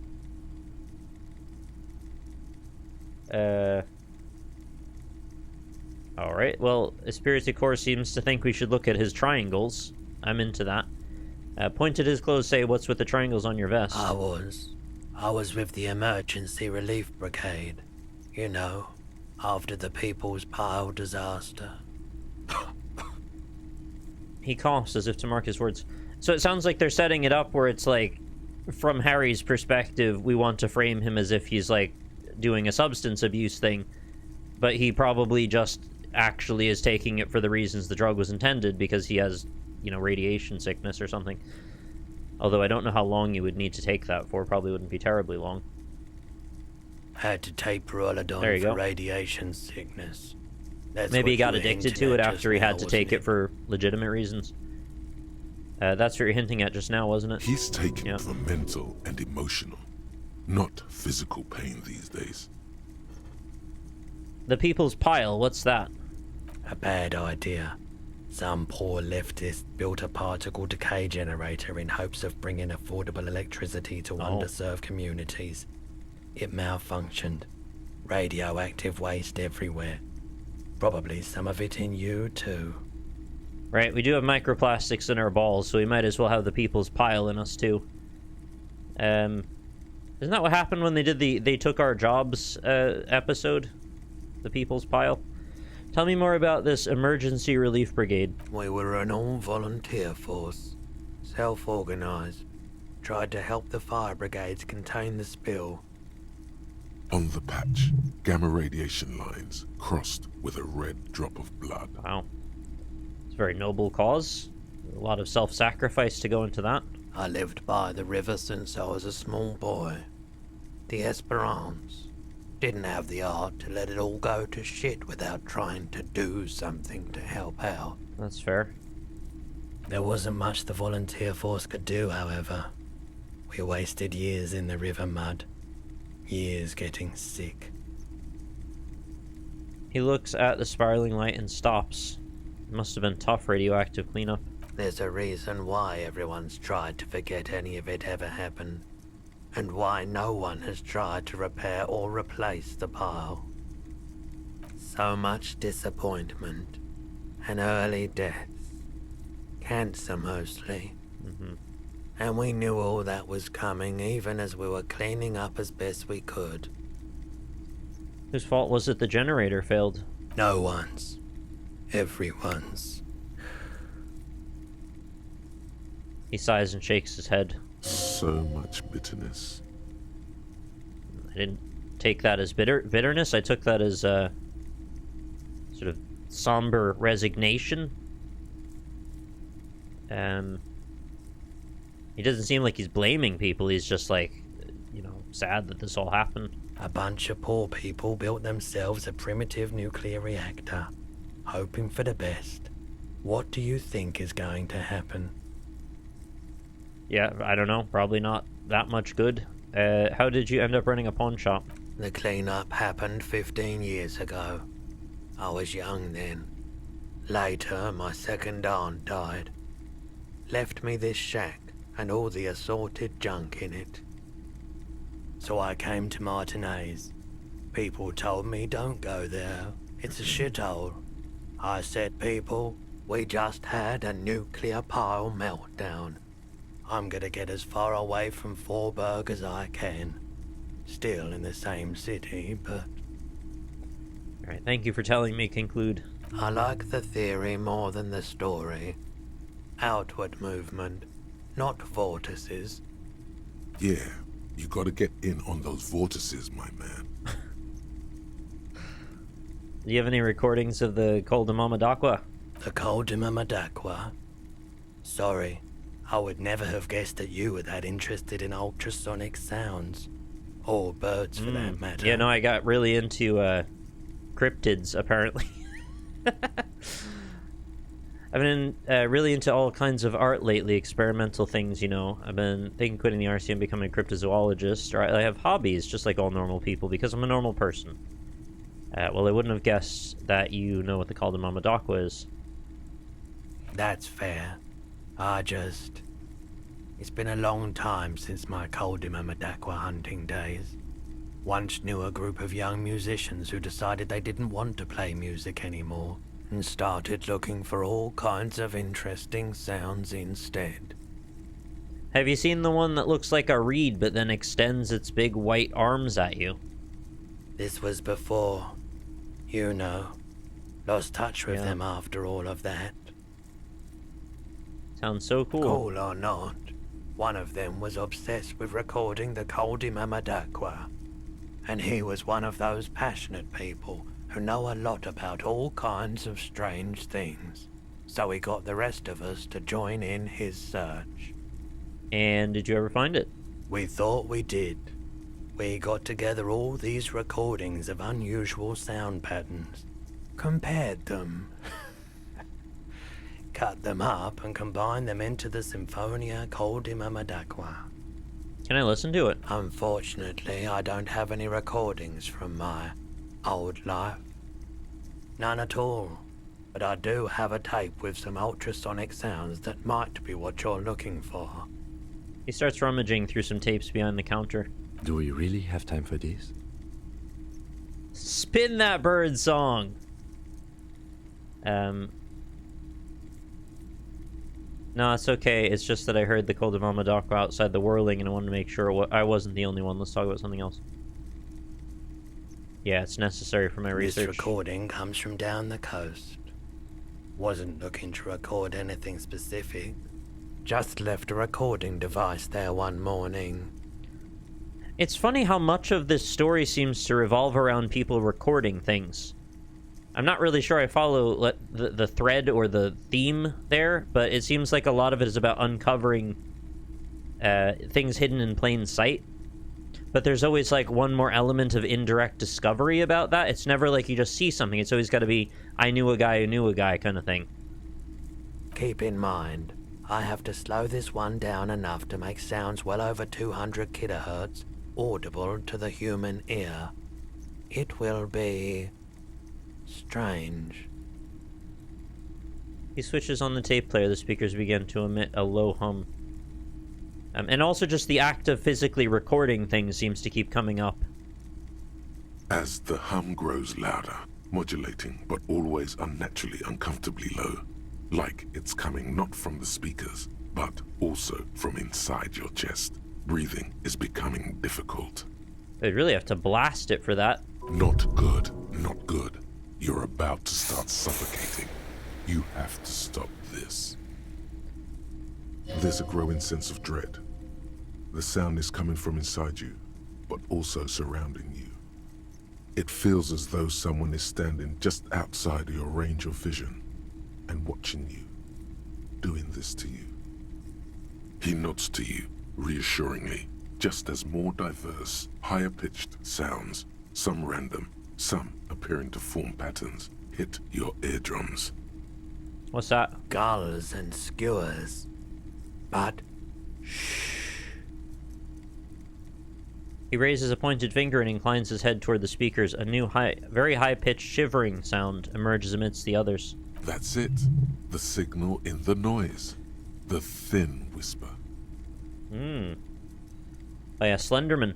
A low range of sounds is easier to handle with a focal point, but still troubling. You are mesmerized by the sounds, but also feel nausea welling up as the motif continues, then begins to recede, dissolving in what must be the sound of water lapping at the bank. you know, now that I've listened to it on these new speakers, it's not the Cul de Mamadako. Wrong patterns, wrong photons. Probably some insect trying to sing higher than its predators can hear. Still, fascinating, aren't they? Early morning sounds. Yeah, I suppose so. Alright, I wanted to buy a tape player. Can I do that? The boomboxes wait on the shelves, and your boombox, that gold and amber Harman Waushi, stares at you longingly with its tape reel eyes. Well, let's just buy it. I don't know. We don't have to make a thing of it. Let's And just buy here it. you are. Quality sound reproduction on the go. It'll play anything, wherever. Turn any tape into a conversation of sounds and shapes. That's just as I like it. Every conversation should be about sounds and shapes. And cats, ideally. Cat cop. Very interesting cyberpunk-looking design to it, actually. It's very cool. It almost looks like a pool cue case. With a graphics card in it, maybe. This is the reel-to-reel boombox of everyone's youth, a little banged up, a little chipped, and honestly not that loud either. It looks cool, though. Excels at being carried on the shoulder, allowing you to play audio tape items and blast music into the face of unsuspecting strangers. Yeah, I should definitely ride on a train with this, if possible. Anywhere there's, like, people who don't want to be exposed to it. A typical Martinez streetlight sits 700. among assorted floor and table lamps. Is it even possible to make 700 real in this game? I don't know, maybe you can get up to all sorts of things I have no idea about. You have to really focus on, like, gathering money. Which could be an interesting playthrough ambition, but I don't know what you would do with it once you get it. Sell Kim's car? I could never live with myself. I would have to drive it into the ocean. That's the only likely way that would end. Hyper-capitalism percent. Does the bookstore close now? There was a...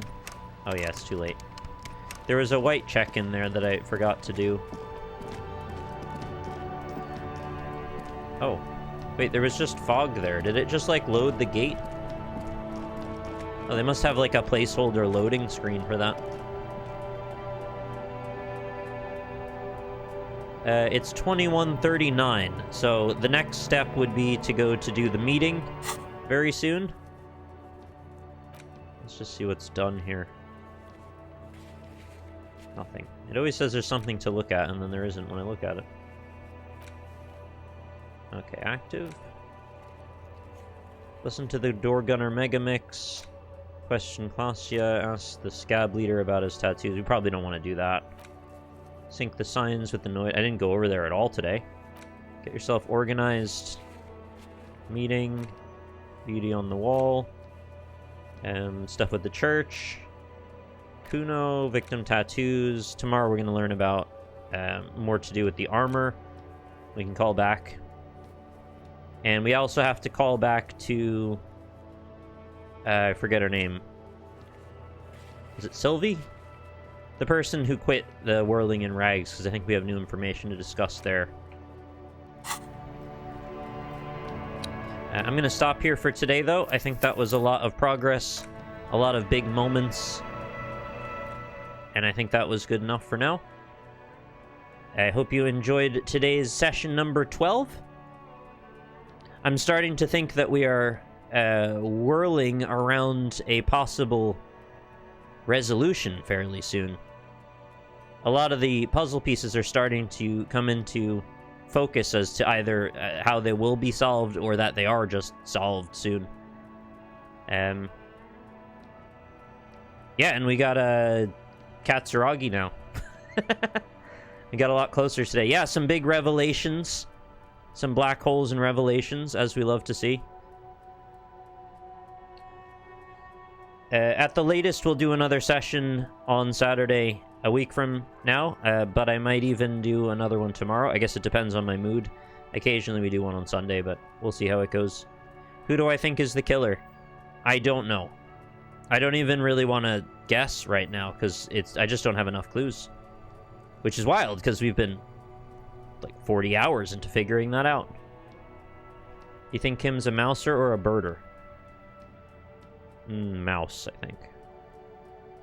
Yeah, I think mouse. Alright. Thank you for watching, friends. I'll see you soon. Make sure you join our Discord if you haven't already. It is there at the link. You can also follow me on Blue Sky, RockLeeSmile TV. Had to add the TV, unfortunately. I'll see you soon. Have a good rest of your night. And if I don't see you tomorrow, have a lovely weekend. Take care.